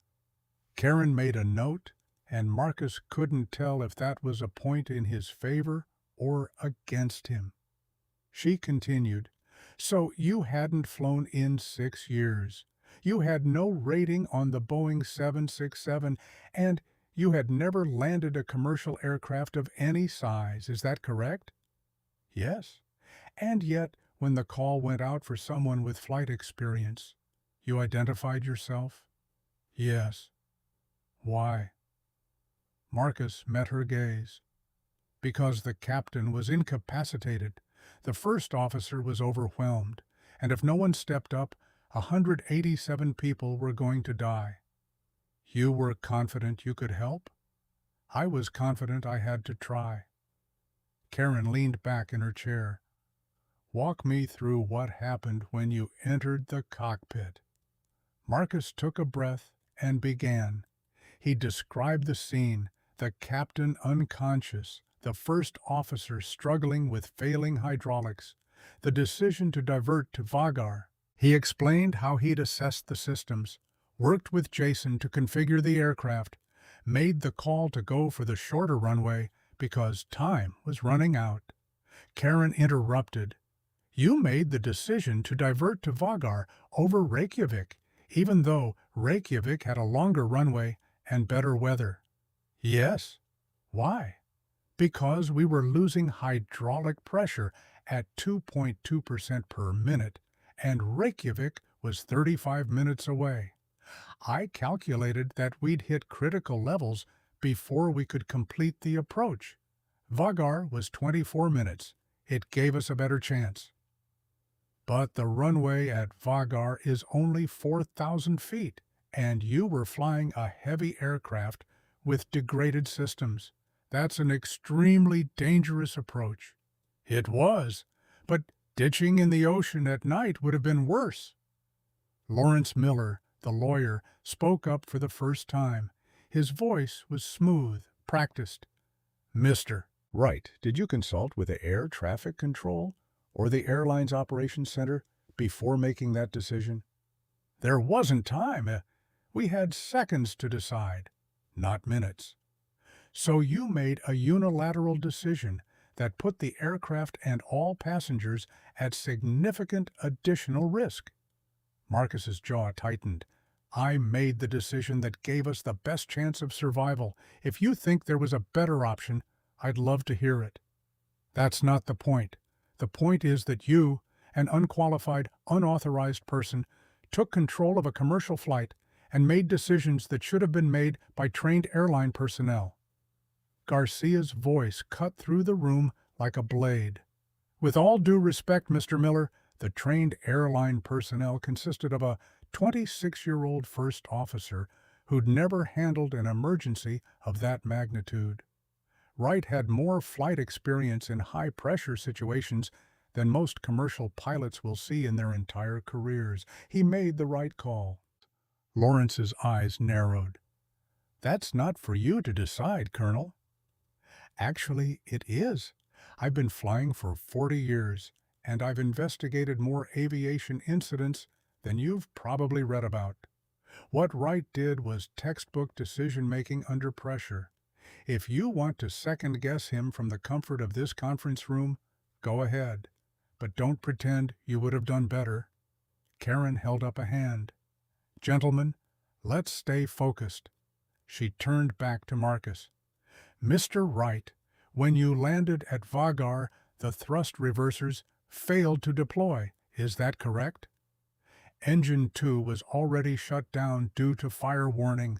Only Engine 1's reverser was available.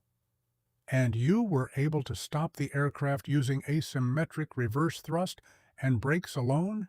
"Yes." "How much runway did you have left?" Marcus's chest tightened. He could still see it, the end of the runway rushing toward them, the black water beyond. "About 130 feet." The room went silent. Karen's expression didn't change, but Marcus saw something flicker in her eyes. 130 feet. Give or take. That's less than half a football field. "I'm aware." She made another note, and this time Marcus was certain it wasn't in his favor. "Mr. Wright, I have to ask, do you understand how close you came to a catastrophic outcome?" "I was there. I know exactly how close we came." "And yet you still believe you made the right decision?" "I do." "Even though you nearly ran out of runway?" "Even though." Marcus leaned forward. "Ms. Mitchell, I'm not going to sit here and pretend it wasn't terrifying. It was, but I had a choice. Try for a landing that might kill us, or guarantee that we'd die in the ocean. I chose the option that gave us a chance, and it worked. 187 people walked off that plane alive. That's not luck. That's skill, judgment, and a little bit of desperation. If you want to write me up for not following protocol, fine. But don't tell me I was wrong." Karen studied him for a long moment, and Marcus couldn't read her expression. Then she closed her folder. "Thank you for your candor, Mr. Wright. I think we have what we need for now." "That's it?" "For now. We'll be compiling a full report, and there may be additional questions as the investigation proceeds. But unless something changes, you're free to go." Marcus stood, feeling the tension drain out of his shoulders. "What happens next?" "We'll review the flight data, interview the other crew members, and assess whether any regulations were violated. Once that's complete, we'll issue findings and recommendations." Karen's voice softened just slightly. "For what it's worth, Mr. Wright, I've been doing this job for 23 years, and I've seen a lot of pilots make decisions under pressure. Not all of them were good decisions. Yours was." Marcus didn't know what to say to that, so he just nodded. Donald stood and walked Marcus to the door. In the hallway, he lowered his voice. "That went better than I expected." "Did it? Karen's tough, but she's fair.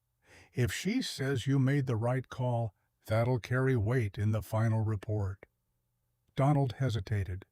"The airline wants to do something for you, compensation for your time, maybe a voucher for future travel, something to acknowledge what you did."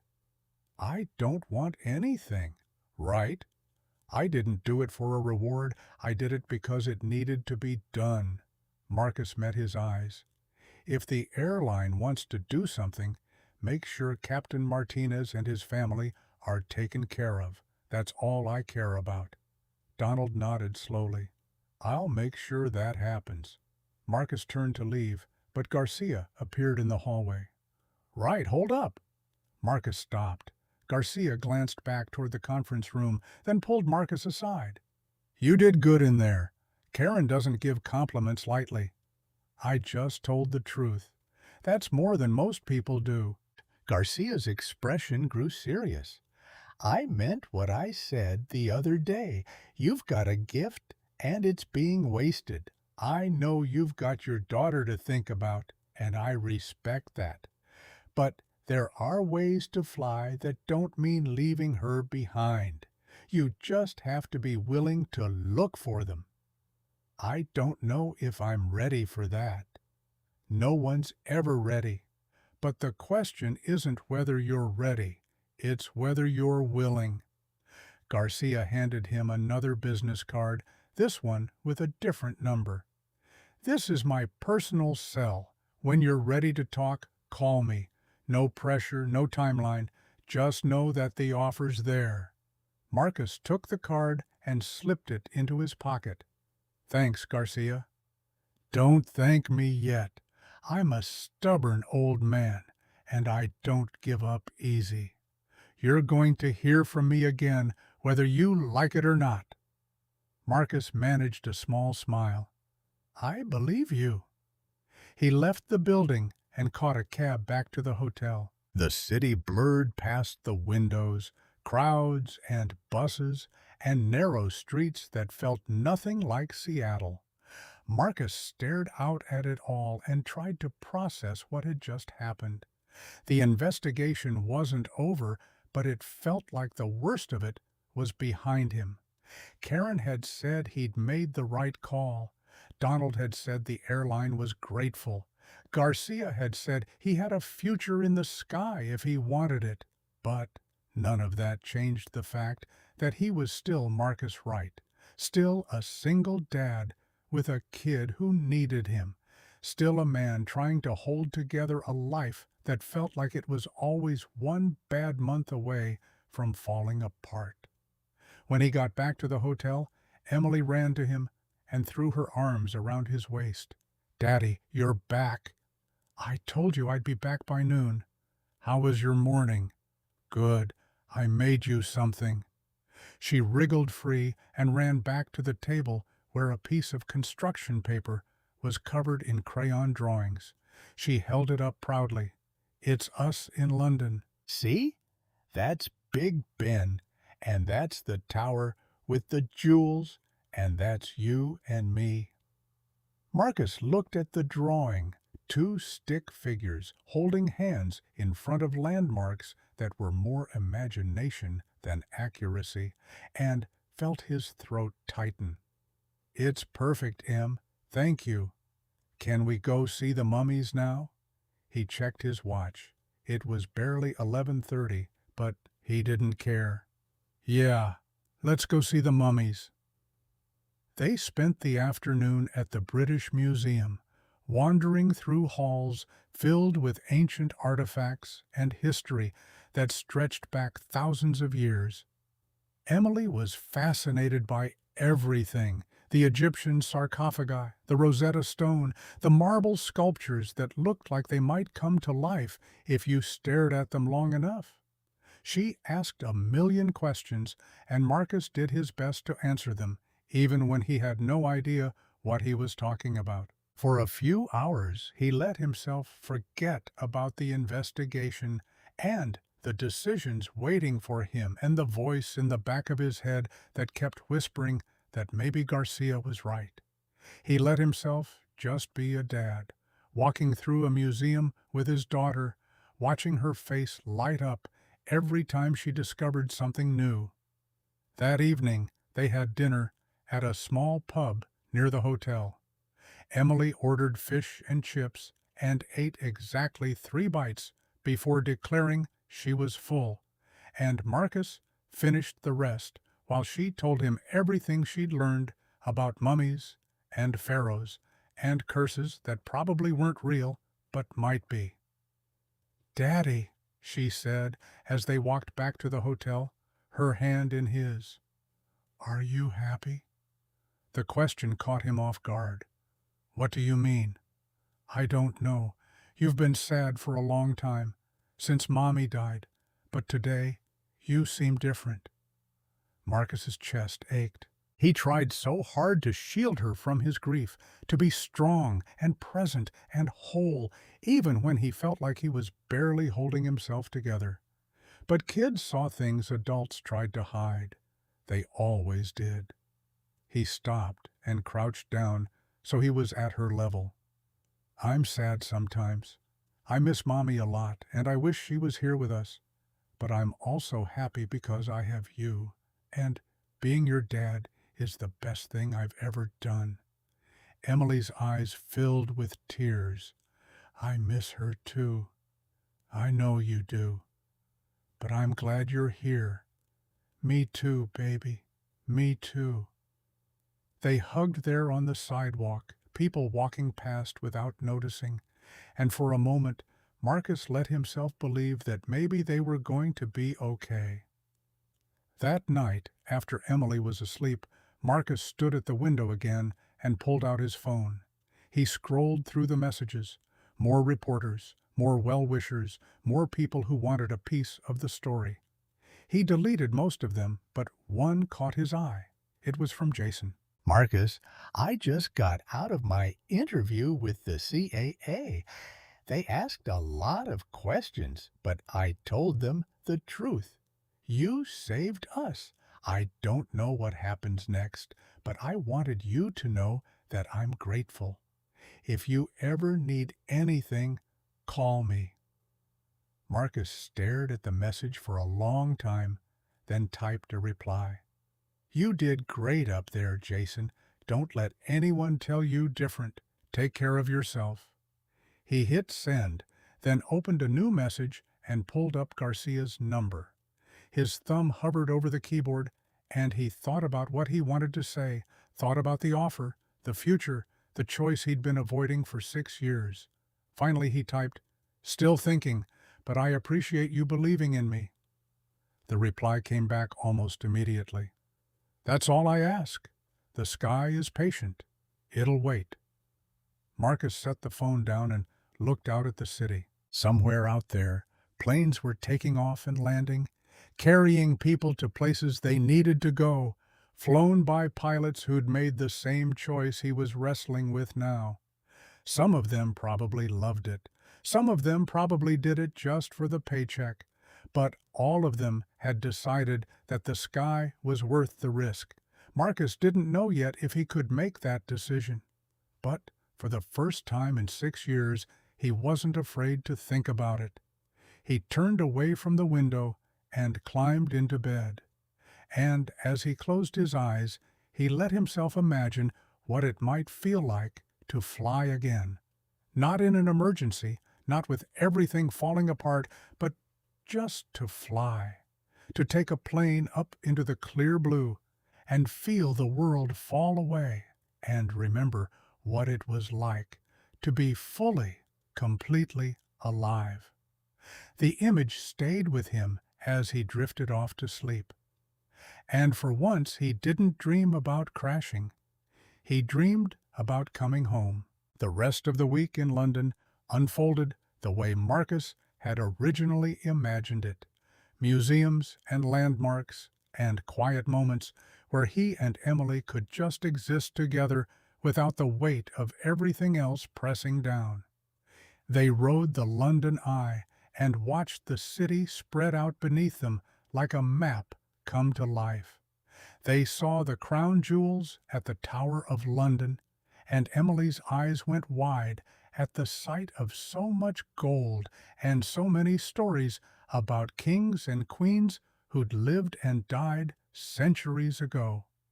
They walked through Hyde Park and fed the ducks, and Emily laughed when one of them got too aggressive and Marcus had to shoo it away with his shoe. For those few days, Marcus let himself pretend that life could always be this simple. But On their last night in London, his phone rang. It was a Seattle number he didn't recognize. Marcus almost let it go to voicemail, but something made him answer. "Mr. Wright? This is Robert Wright, Sr." Marcus's breath caught. His father. The man he hadn't spoken to in 5 years. Not since the funeral, not since the argument that had ended with Marcus walking away and never looking back. "Dad, I saw the news, the landing. I've been trying to reach you for 3 days." Marcus sat down on the edge of the bed. Emily was in the bathroom brushing her teeth, and he was grateful for the moment of privacy. "I've been dealing with investigators." "I figured." There was a long pause. "Marcus, I need to say something. I was wrong about what I said when you left the Navy, about you being weak, about dishonoring the uniform. I was wrong about all of it." Marcus couldn't speak. His throat had closed up. Robert continued, his voice thick with emotion. Marcus had never heard from him before. "I watched that landing on every news channel. I saw what you did, and I realized something. You didn't quit. You didn't give up. You just chose what mattered most. And I should have understood that. I should have supported you." "Dad, let me finish. I'm proud of you, son. I should have said that 6 years ago. I should have said it at Rachel's funeral. I should have said it every day since. But I was too stubborn and too proud and too damn stupid to see what was right in front of me." Marcus wiped his eyes. "Why are you calling now?" "Because life's too short to hold on to grudges. Because I want to meet my granddaughter properly. Because I want to be part of your lives again, if you'll let me." The words hung in the air between them, weighted with 6 years of silence and hurt and missed moments. Marcus thought about all the times he'd needed his father and he wasn't there. All the times Emily had asked about Grandpa and Marcus had made excuses. All the birthdays and Christmases and ordinary days that had passed without the family that should have been there. But he also thought about second chances, about redemption, about the fact that he'd just spent 6 years running from the sky, and it had taken a crisis to bring him back. "Yeah, Dad, I'd like that." Robert's voice broke. Thank you, son."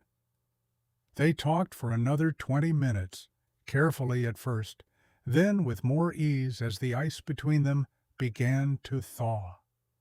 Robert wanted to fly out to Seattle when they got back, wanted to take Emily to the zoo, to the science center, to all the places a grandfather should take his granddaughter. Marcus said yes to all of it, feeling something tight in his chest begin to loosen. When he hung up, Emily was standing in the doorway in her pajamas, watching him with wide eyes.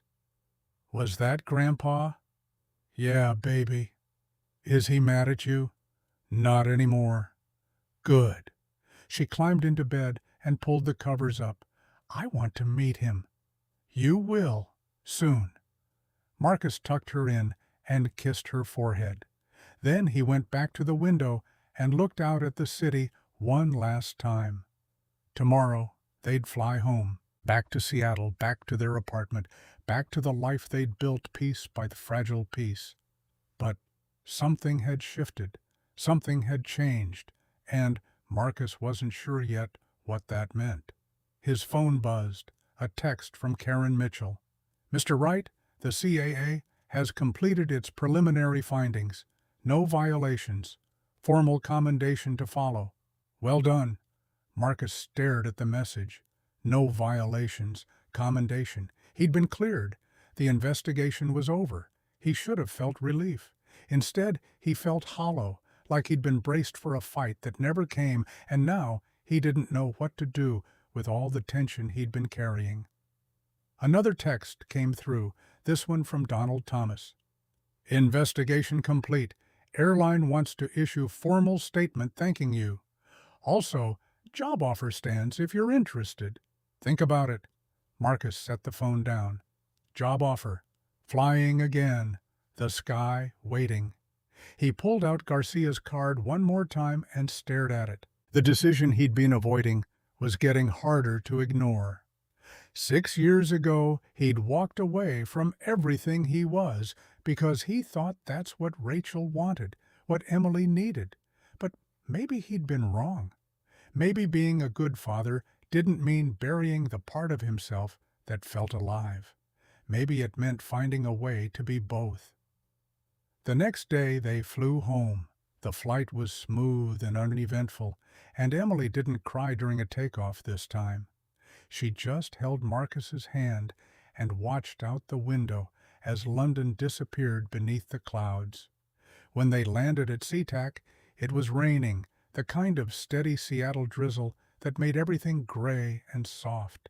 They collected their bags and caught a cab home, and as the city rolled past the windows, Marcus felt the weight of normal life settling back onto his shoulders.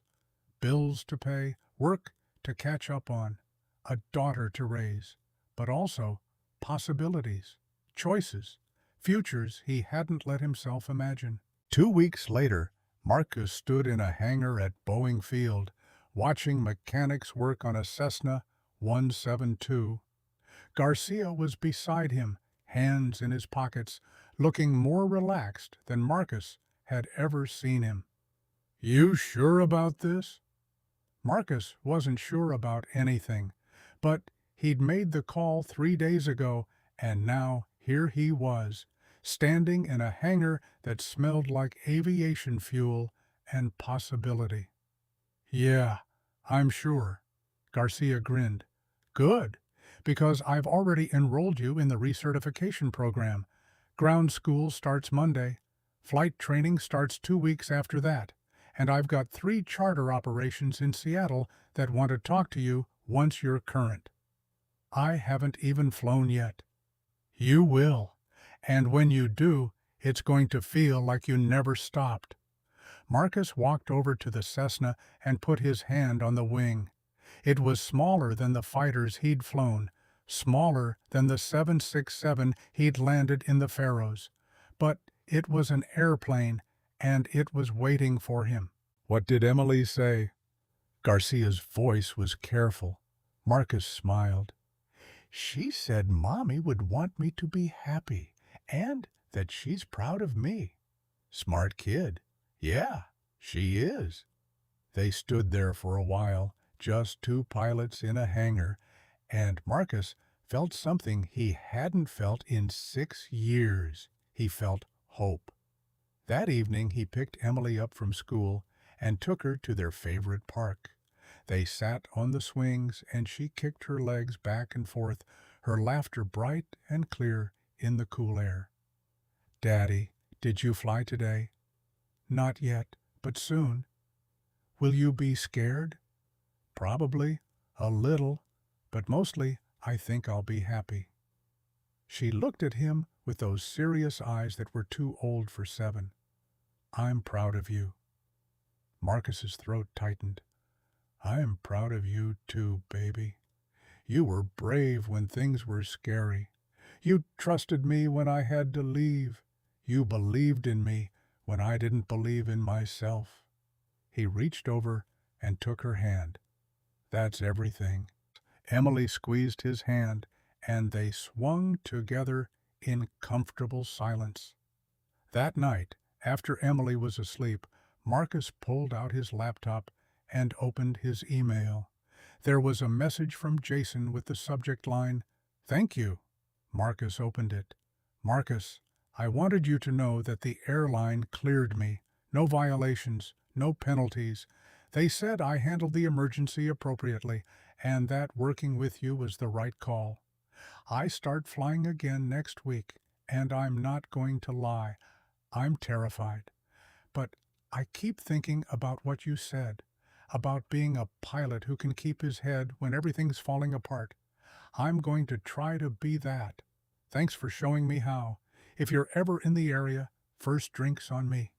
Jason." Marcus smiled and typed a reply. "Proud of you. Keep flying. You're going to do great." He hit send and leaned back in his chair.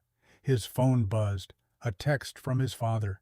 Booked a flight to Seattle, arriving Friday. Can't wait to see you both. Another text, this one from Garcia. First ground school session is Monday 9 a.m. Don't be late. And bring coffee. You're going to need it. Marcus looked around their small apartment, the worn furniture, the toys scattered across the floor, the drawings Emily had taped to the walls. It wasn't much, but it was home. And now maybe it could be more. He walked to Emily's room and stood in the doorway, watching her sleep. She'd kicked off her blanket again, and Mr. Buttons was on the floor. He picked up the bear, tucked it under her arm, pulled the blanket up. Then he leaned down and kissed her forehead. I love you, baby, and I'm going to make you proud. She stirred but didn't wake, and Marcus went back to the living room. He pulled out Garcia's card one more time and looked at the note on the back. The sky's waiting. For 6 years, Marcus had been running from the sky, convinced that choosing it meant abandoning everything else that mattered.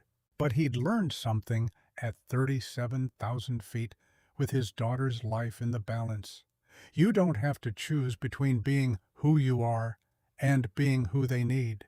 Sometimes being who you are is exactly what they need most. The sky wasn't the enemy. Fear was. And the moment he stopped being afraid to be who he was, he found his way home. Marcus set the card down and opened his laptop. He pulled up the email from one of the charter operations Garcia had mentioned and started typing. My name is Marcus Wright. I'm a former Navy pilot looking to get back into flying. I understand you have openings for part-time charter work. 3 months later, Marcus stood on the ramp at a small airfield outside Seattle, watching a young veteran named Kevin Perez taxi a Cessna 172. Kevin was 29, former Marine helicopter pilot, and he'd lost his left leg below the knee to an IED in Afghanistan. When he'd first come to the Veterans Aviation Network, he'd been convinced his flying days were over. But Garcia had introduced him to Marcus, and Marcus had spent the last 6 weeks teaching him that being a pilot wasn't about the body. It was about what you did when everything was breaking. Now Kevin was on his first solo flight since the injury, and Marcus stood on the ground watching, feeling something he hadn't felt in years. Purpose, connection, the knowledge that what he did mattered. The Cessna climbed into the clear blue sky, and Marcus shielded his eyes against the sun, watching it circle the pattern. His phone buzzed. Emily, texting from school. Love you, Daddy. Come home safe. He texted back immediately. Always. Love you too. Another text came through, this one from his father. Dinner at our place Sunday? I'm making Emily's favorite. Our place. His father had been flying out to Seattle twice a month for the past 3 months, slowly rebuilding the relationship they'd lost. Last month he'd started talking about moving out here permanently, getting a place closer to Marcus and Emily. The idea didn't terrify Marcus the way it might have 6 months ago. Marcus watched Kevin land, a little rough on the mains, but he corrected and it smoothed out. Not bad at all. When Kevin taxied back and shut down the engine, his face was split with the biggest grin Marcus had ever seen. He climbed out of the cockpit, balancing on his prosthetic, and Marcus walked over to meet him. How was it? I can't even describe it. I thought I'd lost this forever. You didn't lose anything. You just had to remember how to find it again. Kevin wiped his eyes, not bothering to hide the tears. Thank you for believing I could do this. I didn't make you do anything. You did the work. I just showed you the door. They stood there for a moment, 2 pilots who'd found their way back to the sky through different paths, and Marcus understood something fundamental. This was what Garcia had been trying to tell him. This was what Rachel would have wanted. Not for him to abandon who he was, but to use who he was to help others find themselves. Marcus's phone rang. The charter operation. "Mr. Wright, we've got a medical transport to Spokane this evening. Patient needs to get to a specialist. Can you take it?" Marcus checked his watch. 3:15. He could fly there and back and still be home before Emily's bedtime. "Yeah, I can take it." "Great. Aircraft's fueled and pre-flight is done. Patient boards at 5. Marcus hung up and looked at Kevin. "I've got a flight. You good to close up here?" "Yeah. Go save somebody." Marcus smiled. "That's the plan." He drove to the hangar, did his own pre-flight check on the King Air 200 he'd been flying for the past month, and reviewed the weather. Clear skies all the way. Easy flight. By 4:45, the patient and her daughter were loaded and comfortable in the cabin. An elderly woman with a heart condition being transported to see a cardiac specialist who might be able to help. Marcus climbed into the cockpit, ran through his checklist, and called ground control. "King Air, November 27 Charlie, Whiskey ready to taxi. November 27 Charlie, Whiskey taxi to runway 16 left via Alpha." Marcus taxied out, the familiar rhythm of preparation settling over him like a well-worn jacket. At the hold short line, he did his final checks, then called tower. "King Air 27 Charlie Whiskey, ready for departure. 27 Charlie Whiskey, cleared for takeoff, runway 16 left. Wind 170 at 8 knots. Marcus pushed the throttles forward and the King Air accelerated down the runway. At rotation speed, he pulled back gently, and the nose lifted. The wheels left the ground, and Seattle fell away beneath him. For the first time in 6 years, Marcus Wright was flying because he chose to. Not because someone needed saving, not because there was an emergency, but because this was who he was and who he was meant to be. He climbed to cruise altitude, leveled off, and looked out at the world spread beneath him, mountains and forests and rivers catching the late afternoon sun. His radio crackled with traffic calls, routine and familiar. In the cabin behind him, the patient was resting comfortably, trusting him to get her where she needed to go. Marcus smiled. This was it. This was the life he'd been too afraid to imagine, flying on his own terms, home every night. Emily proud instead of scared. His father back in his life. Purpose and peace existing in the same space. The sky wasn't home. Emily was home. Rachel's memory was home. The small apartment in Rainier Valley was home. But the sky was part of who he was. And walking away from it hadn't made him a better father. It had just made him a pilot who wasn't flying.